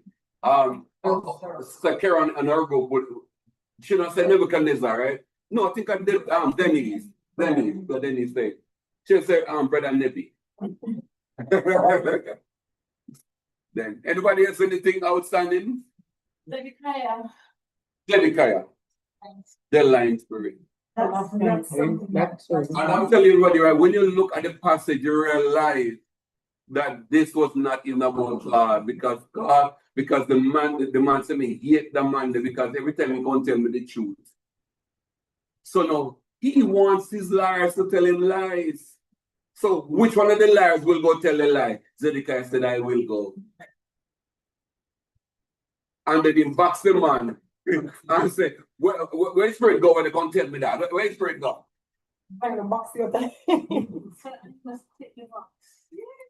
And then they lock him up for him not to tell the truth.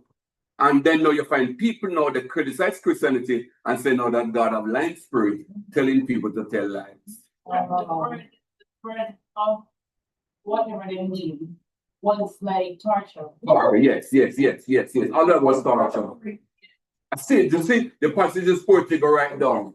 The water of that, the bread of that is all about killing, torturing. Right. It's about God. The bright morning star is about God.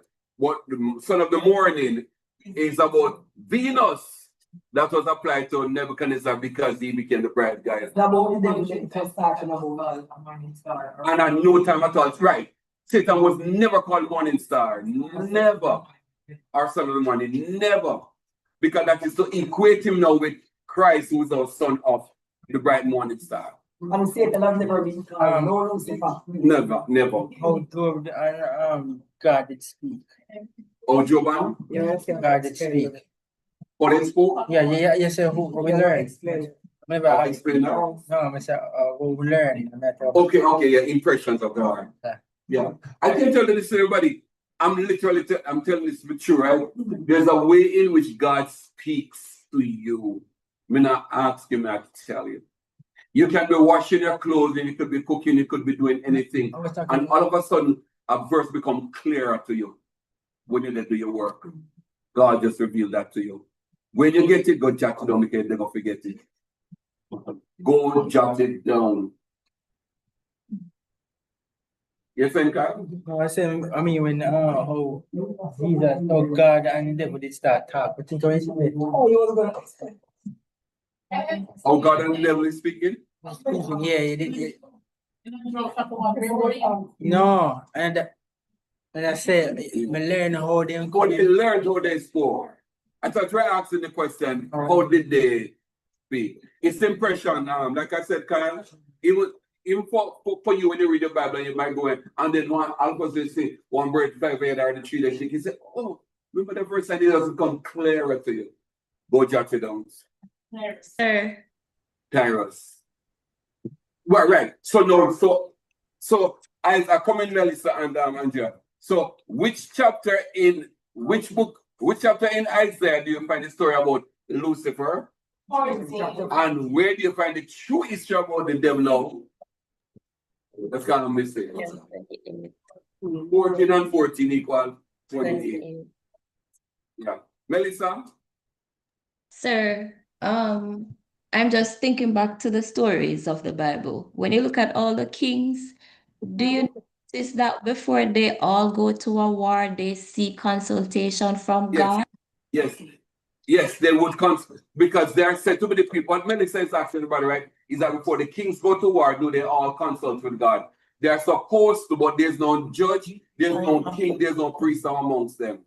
So now these pretenders now say that God said. Right. So pulling back now to today's society, what I am thinking, sir, before we do anything major in our lives, doesn't that teach us that we need to consult with God first? Yes, it means that we should consult God first. But my argument, Melissa, is we should always be in consultation with God. For example, right, I can say to you, devotion doesn't cut it. I could say to you, you don't need to have devotion. I could say those two things. I could say those two things because I want to say instead, be devoted. You understand me? Because devotion seems to be 6 o'clock, 12 o'clock, and 1 at 6 o'clock. And in between, when I suggest like we are God the pampa. You understand me? No, you can have devotion as a devoted person. You set aside as a devoted person as a part of your devotion. You set aside that time for your God. You understand? Yes. And so this is the time Yeah. it's something that my eyes are open. Anybody remember the passage of scripture that speaks about there is no private interpretation? Yes. Anybody? There's no what? Anybody who have you heard the scripture verse that says that there is no private? When somebody they talk to you right and they interpret a verse to them, they say, shut up. There's no private interpretation. You don't hear it sooner or later. They don't, when they explain a Bible verse, they don't lock you down and say, you can't have no private interpretation. You don't can understand. Oh, can that mean? No. That's what Andrea is asking. What is it? No. But you're going to hear it. You're going to hear it. Go ahead with it, Andrea. There is any private interpretation. There's no private interpretation. Meaning that you alone can't sit down and understand the Bible. I've heard that? No, they say. Yes, that there is none. There's such people them who, the informal pastor, Yes. Them get interpretation of the Bible. Yeah, but I've heard somebody say. They said- There's no private interpretation of the Bible. Go ahead with it, Andrea. Okay, so that usually, that verse is in more context, where you have your readings and There was a verse. yes, you read and you have your own interpretation of that passage, I will check the seven, they have a different, explanation for it. Or for different verses, whatever the concept is, baptism, whatever, we have our own, and we understand that. There is, that verse is out of context. Exactly. The verse is actually referring to prophecy. Prophecy. So it is found in 2 Peter chapter 1, verse 20. Just read it. verse 20. Read, let's hear that. And this is one I think everybody you need to know. When somebody wants to diss you until you say no, know what they say, verse after that, then bring up and say the Bible says there's no private interpretation, and then you put you with you between your leg and gone away. Not knowing out of context, them I use it for you. Just for everything in the Bible. It is talking about prophecy. Go ahead, Drea, with it. So it says, knowing this first, that no prophecy, Yeah. chapter 1, verse 20 and 21. No prophecy of the scripture is of any private interpretation. For the prophecy came not in old time, but by the will of man. Not in old time by the will of man, but the holy men spake as they were moved by the Holy Ghost. So it is in reference to prophecy. Interpretation of prophecy. There's a private interpretation. So whatever we talk about Revelation, prophecy, whatever the interpretation is, cannot change. You can have your own and I have yours. It is one. You cannot be right as you're right. Different things. Okay. Not personal, but And the prophecy that what you said in the very area, you said you're down to no changes. what it means to me. Yes. You don't know what it means to me, right? Go in the YouTube. It's what it is. Go in the YouTube. Go in the YouTube. On the YouTube.